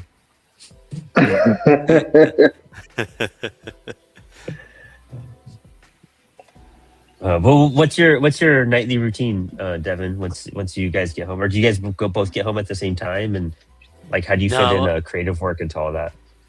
Yeah, it's just strictly. I usually try to like, after my day job ends, try and touch grass. Get some exercise in. Rest my eyes, because otherwise it's just 12 straight hours of staring at a screen, and I can't. I feel that. Yeah. But I work 9 to 5. My husband works evenings, so he's usually home by like 10, 11 o'clock. So you have like a brief like time before one of you is asleep at that point. Yeah, I feel that. And I try to fit in like some form of like exercise as you get older. It's just more needed. Oh, tell me about it. I'm looking at my exercise bike right now. I don't think I've been on in weeks. I feel that. We get consistent in the gym, and then life starts to happen, and then we're inconsistent for a bit, and it's always like, damn, dude, like. And then you think about how much it's gonna hurt when you go back, and you just. We're doing better. But yeah, just finding that time to like be creative and also find time for your spouse or anyone else in your life, like or anything else in your life. It kind of gets rough sometimes. Oh yeah, and I have to get like special. I mean, not like it's not like I'm asking permission to go to cons or anything, but it's tough because our work schedules are so opposite. So the only times we ever really have together is Sunday and Monday nights. Oh, okay. And so going to cons, that cuts Sunday out of the picture altogether. Yeah, no, hands down. Yeah, that gets rough too. I mean, I'm glad I'm only stealing you for an hour this coming Monday night then. Hey, I'm working on. Yeah. But yeah, I get that. That's why, trying to figure out how to like. Now when I draw, I have a whole drawing set up downstairs, so like we could at least like hang out and watch TV at the same time, and I can still kind of get some drawing in. I'm not nearly as productive as if I was like focused, but at least it's still happening in that sense, And nobody is, I think. Just Yeah. yeah. Even the most productive people I know, they're like, "Oh man, I wish I got more done." Yeah, that's another thing too. Is like work what's best for your speed, and you try not to be too hard on yourself, which is a hard thing to accept and do, but it is the right you thing to do. Give yourself grace. Make sure you don't burn out. That's what's most important. Dude, Max and I had a lot of conversations on that. Like, I think all of last year, him and I were trying not to like hit that burnout phase, and we'd hit it, and then we'd have to like vent out, and then we'd calm down, and then hit it, and then vent out. And then it was just like a cycle. Like it was just. But that's why we have like community and friends and whatnot too. Like. Yeah, for sure. I definitely agree on that. I mean, Reece, you had to like run like 2 campaigns last year and like kind of be like, all right, I can't let this first one get me down. I gotta just figure it out and move on. Like, and that takes a lot of the gut, dude. Like that's a lot of that's rough. It's hard because it's just. Well, I had a great team, man. You guys are the greatest. Working with you guys and my fans, and especially my son. Because he was like, "So you gonna put out a book and just stop?" And I was like, "No, we don't stop. We don't quit. We're not sugar covered." Like I had to go in my whole Rocky 4 my time. Dude, yeah. So I definitely had to get back on the saddle and just like, you know what? All right, gotta lock in. And look, man, I had so much success. I didn't expect that was gonna happen at the end of the year. So that was really cool. Yeah, it all paid off, you know what I mean? And that's the thing. Sometimes it's not really fail. I think some people look at things as like, oh, this was a failure. When it's like, nah, you just had to like learn a lesson and do it better. Yep. It's like drawing. Like you're not going to be great at it right away. You got to you're only going to get good by just being like, all right, I'm going to try it. That sucked. I got to try that again. And that's with like writing too, dude. I figured out. I mean, I went and I found some old writings of mine recently, and I was like, maybe I could do something with them. And I was like, no, this is ridiculous. Yeah, that is one of the things that I'm grateful that I've kind of broken into comics later in life. Published my first comic at 45 and just keep going. I've got a vast storehouse of ideas that I can just draw from. I don't have to worry about I don't have to worry about like falling prey to any kind of like hustle culture nonsense or I need this to be like the best it could ever possibly be. Like I've been working on things and I know what works and what doesn't, or I have a better idea anyway than I did when I was, like scribbling in high school, trying to just emulate my heroes. Yeah. I can tell that was a lot of what I was doing. I feel that. I was really trying to be Alan Moore and Lovecraft and Morrison all at once. Yeah. And you could fucking tell, dude. Like, yeah, honestly, that's the thing too. Like you gotta live life to tell some stories too. Like you gotta. That's nothing.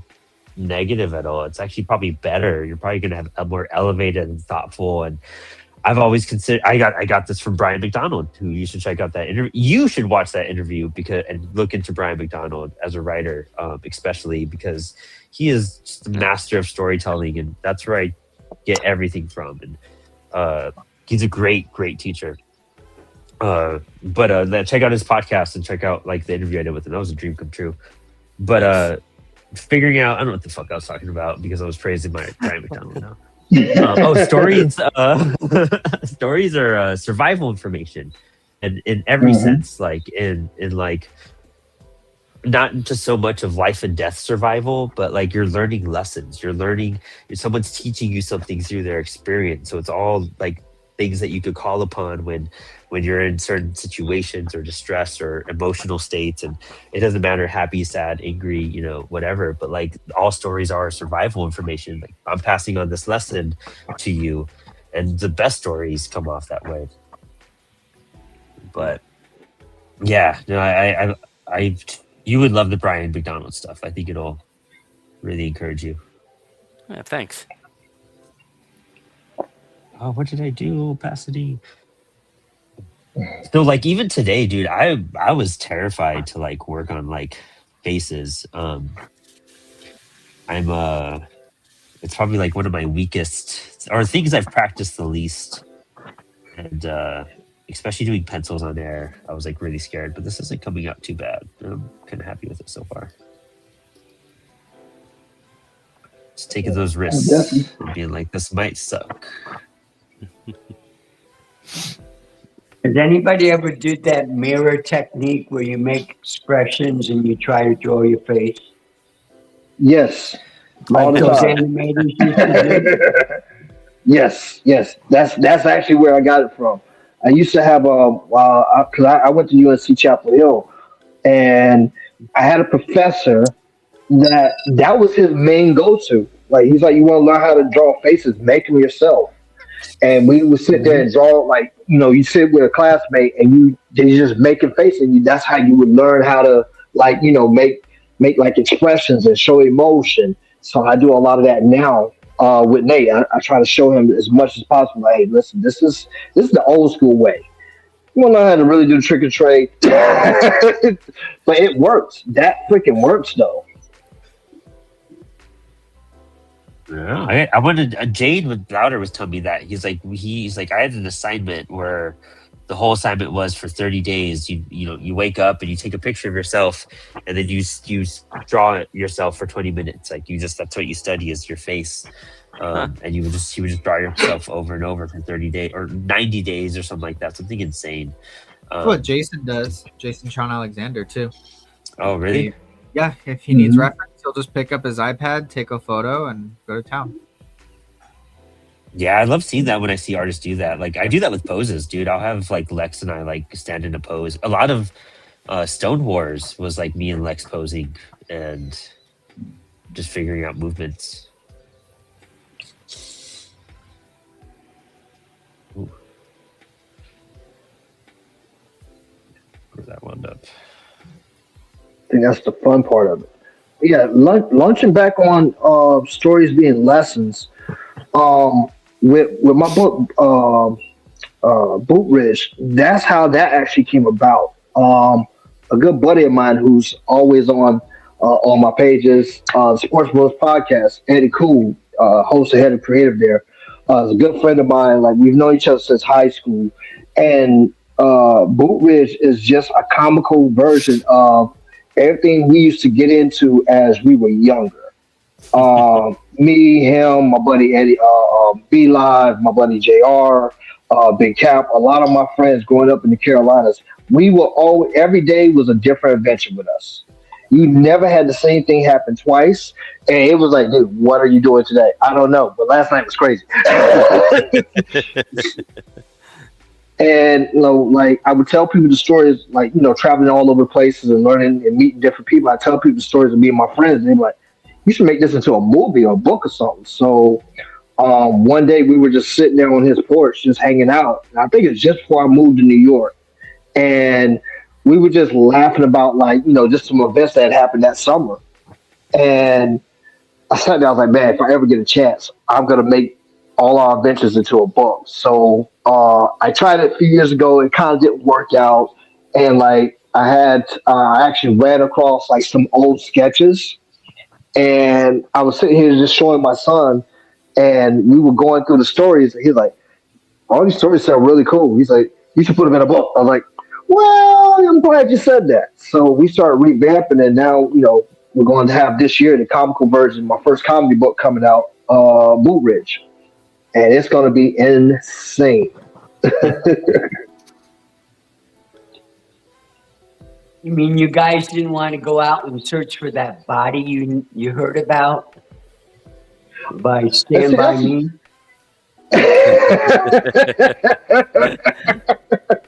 Definitely. We did that, and then that's how we came up with it. Oh man.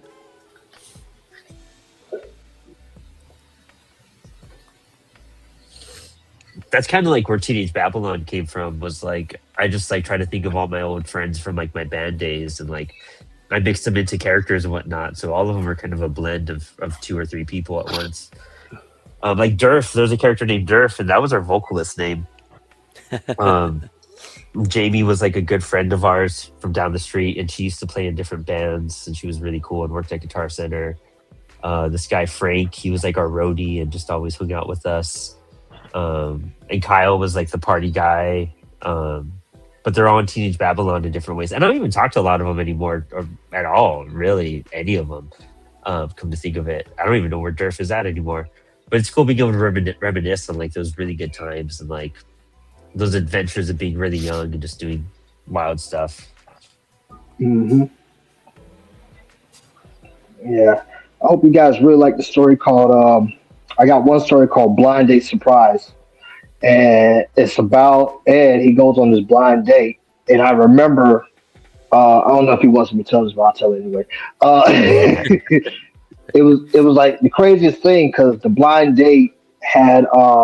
You guys remember like when you used to, instead of having the I'm telling my age here, but instead of having like all these apps and stuff, you would actually make a phone call and people would leave their voice on it, and they would tell you how like. Remember those? So Ed goes on one of these phone call things or whatever, and he winds up getting with a girl. Start talking to her. So you remember back then you didn't have pictures. You just had the phone call. You just had their voice and a possible Erickson text. I just watched Friday last night, and it was like, "What you mean look like Janet Jackson? Say no, Janet Jackson." Oh, trust me, this one, it was definitely a horror movie. Let's put it like he literally. I remember I took him to the area. I don't want to tell too much of the story, but I wound up taking him to the area. When he finally got to meet the person, they were just. I was like, oh man, yeah, better you than me. He's like, she got a friend. You know what? I like being single. No, you know what? I need to go get me a cheeseburger. You stay here. I'll be back. Oh man, something like that happened to me when I was 19. And I was talking to somebody. It was dark, and she had a great voice. Couldn't see her face. I decided to walk her home. The minute she hit that street lamp and I saw her face, I was like, oh.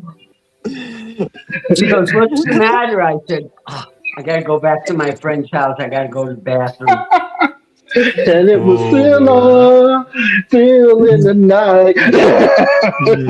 Hey, but she had a good voice. Who would have known? And it was dark out. I was drunk. Oh my God, that's amazing. That's exactly what Ed said. She had a good voice. It might have been the same girl. Oh man, that's great. That's so great. Diabolical. We're getting canceled for sure. Oh man. Yeah, man. That's amazing. Good times. And she smelled like baby powder. I was like, wow, baby powder. Oh my gosh! Run! That's so funny. Dude, yeah, that's so fun. I was watching Friday last night, and that's like the exact same. I love that movie. So good. Man, that's epic. I forgot how we got onto that too. I was trying to like think of where Lived experience, I segued think. into. Yeah. We're talking Flashbacks. about horror movies. Yeah, horror movies popped up. And T'Challa, dude, you are just not. I can't fit anymore, dude. Just move your legs, I don't know how you cat people do it. dude. I don't know either, man. I have 3 of them now, and I came into It's this dogs like too, man. It's dogs too. Let me tell you. Spock was needy like that too. It was really cute. What is this? Whoa, iPhone. I hate my phone. Did like I don't know what. There's like a new iOS that's recent, but like I haven't adapted to all the new stuff on any of my iOS devices. I know I'm aging because I can't keep up with technology now. Like, I'm just like, I get it. Yeah. It's just this new update Apple's done sucks. I don't Dude, like it. I don't like it. No. It's like if I zoom out and I'm used to at the top of my pad, like I can just zoom out. And now when you touch the top, it does that little small screen, and then you have to touch the button again. Like, yo, what are we doing here? No. Dude, that's what happened to me. I think earlier. But yeah. Yeah. And when you're looking at the screen for like 8 hours straight, your eyes are like, no, we're not doing this. You're gonna pick one or the other. What are we doing here? Yeah, hands down, dude. It threw me off hardcore. But it's about that time of night where we got to start making our rounds because it does take us 10 minutes to sign off, which is beautiful. I didn't make a lot of progress, but I made some solid damn progress on what I did. I'm actually super proud of myself. So let's go around the room real fast. Let's see here. Max, man. You gotta go on me first. Hold on. Oh, do you want me to wait? Oh, I can go around. That's Well, I can just zoom out. Hold on. I just have to climb up on my chair to do it. Holy crap. Yeah. So this guy's taken on a radical transformation in the last 2.5 hours. Just throwing that water in there in that background. So yeah, now I'm on to gray wash, and we'll see where it goes. I got 3 shades of gray to do. Oh, okay. So we'll see how that progresses, man. Dude, that is sick. You think you'll be working on it next week too? Maybe. I got an OKC meeting after this, so I'm gonna just keep hustling along on the gray wash, and I don't know. I might be gone, and I might be on to something new next week. Nice. Well, you gotta let me know what you might be working on so I can make some titles for the next 2 weeks. All right, sounds good. Because I forgot I'm not gonna be on the next 2 weeks. Oh shit, you're not gonna be on next week? No, I won't. I'm seeing Thursday. Next Thursday. You have people locked in for it? Oh, everyone's all locked. You have a great cast next. I'm really upset. I'm missing next week. I'm not gonna lie. We have Anton Hobbs, Chris Mendoza, and Austin, American Demon Comics, coming on. So you have you have a packed night of cool people. Sweet. Anton's amazing. I miss Anton. I'm gonna do my plugs. Do your plugs.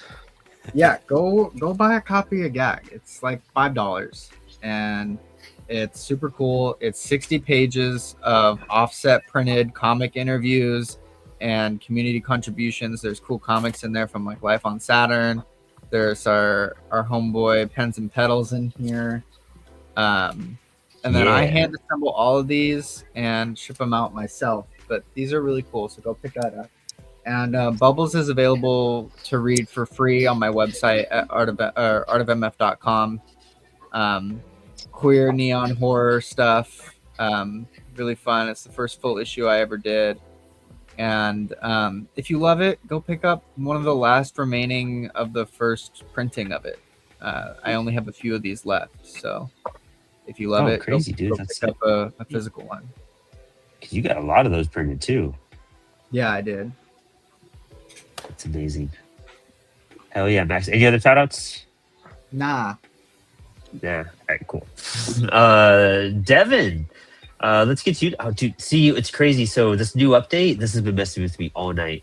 I'm trying to find my cursor, but because I have my MacBook open, it's like my cursor goes to my iPad. And I didn't know it was doing that. So I was like searching for it. I have a screen that's like centered. So I was looking at my two screens. I was like, where's my mouse? But it was on my iPad. And it was just insane. Devin, why don't you tell us? Share my screen or something to show what I'm working on. It's just a it's just a script, but it won't even let me do that much.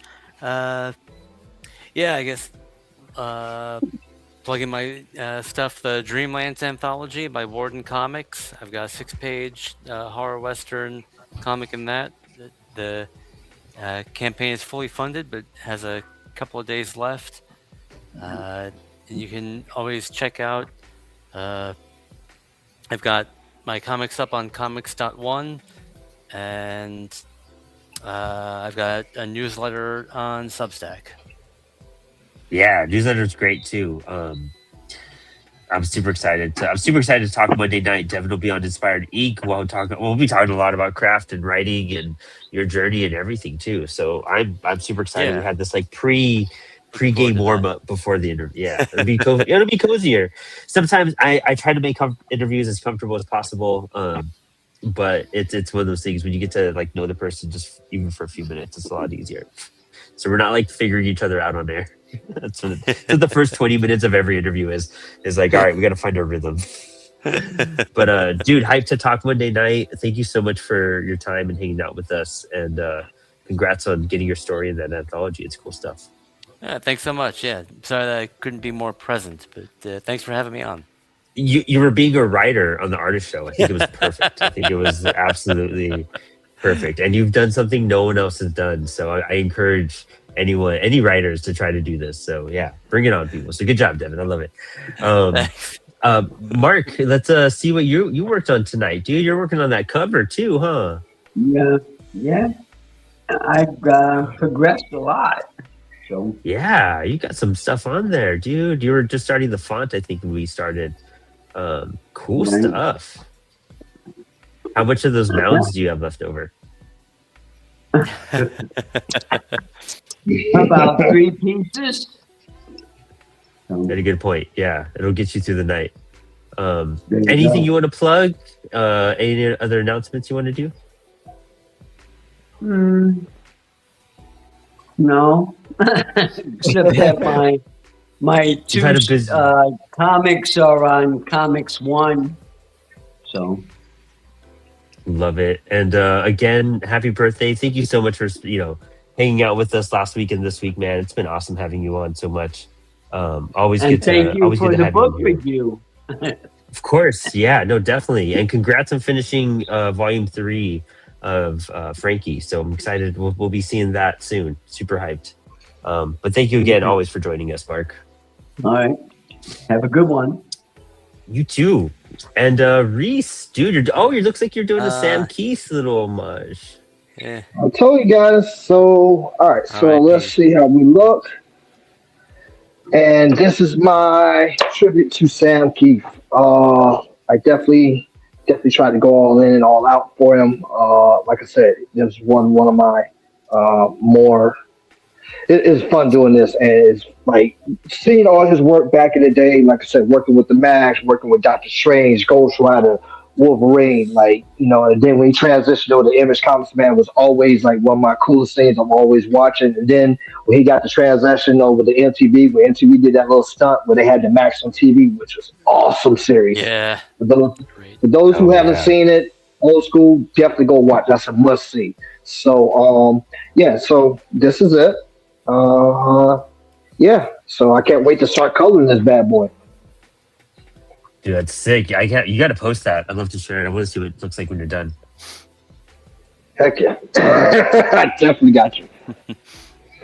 And Hobbs, my dude. Oh, go for it. My bad. I didn't know you had more. No, go ahead. No, that's it. Go ahead. Hobbs, my dude, you made some progress. You did make some progress. Yeah, I got another head. Almost. I couldn't finish his teeth or his barf, but it's it's coming along. I think this will be up for auction on Sunday with a bunch of other really cool stuff from different creators. Sketch covers of different comic books and 4-color fantasies. You can follow them on Instagram and Facebook, and you can bid on those auctions there. And I have a usually cover they have there this year. What's that? I have a cover there this year too. I'm super excited. Oh, there you go. And I think they said they have like what, over 100? Like over 150, I think. There's a lot of stuff you can get there. That's a lot. Yeah. So, and if you're in Culpeper this weekend, I'll be in Culpeper. Culpeper Con. And I forgot, next month I'm doing Raven Con, which is it's like a literature convention in Richmond. Oh, wow. So I guess I'll talk more about that next time I'm on. But I forgot that I'm doing that. It's the first time I'm doing it, so I have no idea what to expect. But and I publish a comic called Fuzz Bouquet, and I'm going to get back to work on that at some point soon, I hope. In fact, if I'm on next week, then I'll probably be working on this again. So love it. There you go. That's what I'm up to. We will always accept your presence. Super hype, man. Thank you so much, Hobbs. Love it so much. Yeah, thank you so much. And then I got to knock out. So I'm working on this homage cover to the Scream cover right here. Yeah. So it's going to be for the lesser known comics free comic book day book. And so we're going to have, I'm putting characters that are inside the book. So I put like 2 of Jade's characters. I'm working on a character that Max and I are making. And we'll have the monster on another side. I don't know why it looks so, I wonder if it's like my brightness that makes it look weird. But, oh, there we go. That might help it out. Whatever. So I did those, and I'm not good at faces. So I'm really happy with how these are turning out so far. So these are like the first faces I've really taken attempt to. So I'm excited. And I kind of laid out the page and kind of worked on this hand a little bit. So I'm hyped. I made some more progress than I thought I was going to. And I have more confidence knocking out these other faces now. So that's great. But other than that, I won't be here the next 2 weeks. 1 week I'm seeing next Thursday, and they're my favorite band. So I'm not giving that up. And then the following week I'll be in Detroit at the CWS offices with Mark Bernal. Talking about some cool stuff with him and Dan, the CEO, and we have some cool meetings setting up. So I'll be traveling for the next 2 weeks pretty much. So Max Flowers here will be hosting, and he has a great cast. Next week we have Anton Hobbs, Chris Mendoza, and Austin Light. Chris just launched the campaign as well, so that's pretty sweet. And then the following week it looks like we got Chris Mendoza, Seth Abnir. Dude, Seth is amazing. I love Seth. Carl Bourne and Eric Allred will be on for a bit, but he's also seeing a show that night, so I think he's going to dip early. But you'll have a great cast for the next 2 weeks to Spilled Ink. And we're sending out some, actually probably by the next time I'm back, Max and I will have the new Blue Line paper from CWS, which will be exciting, and some more announcements on other stuff. But I think that's all I got. I'll be with Devin Monday night for Inspired Ink, and then I'll be announcing the April guests as I get a few things locked in. I'm waiting on just some final responses from the Zelda Awards people. We'll definitely have Chris Mendoza and Longbox Punk on in April.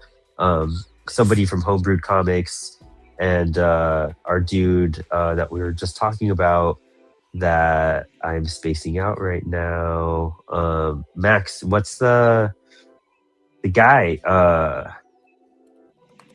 You're The talking guy. Jason? Yeah, Jason Son Alexander will be on probably in April as well. There we go. I love that you're like Max. It's your dude. It's your dude, and I'm like, oh. I needed like a hint to get that name in my head. Once you said Jason, I was like, bam, love it. Yeah, so we have a pretty great April ahead of us, and I'll be talking about May coming up pretty soon too, which will be exciting. But I need to get this cover done by Sunday so I can give it to Max to color. So I'm gonna make some food and draw more. So you all have a good night, and thank you all for joining us. Yeah, thanks so much. Thank you, guys. Have a great night, everyone. Y'all.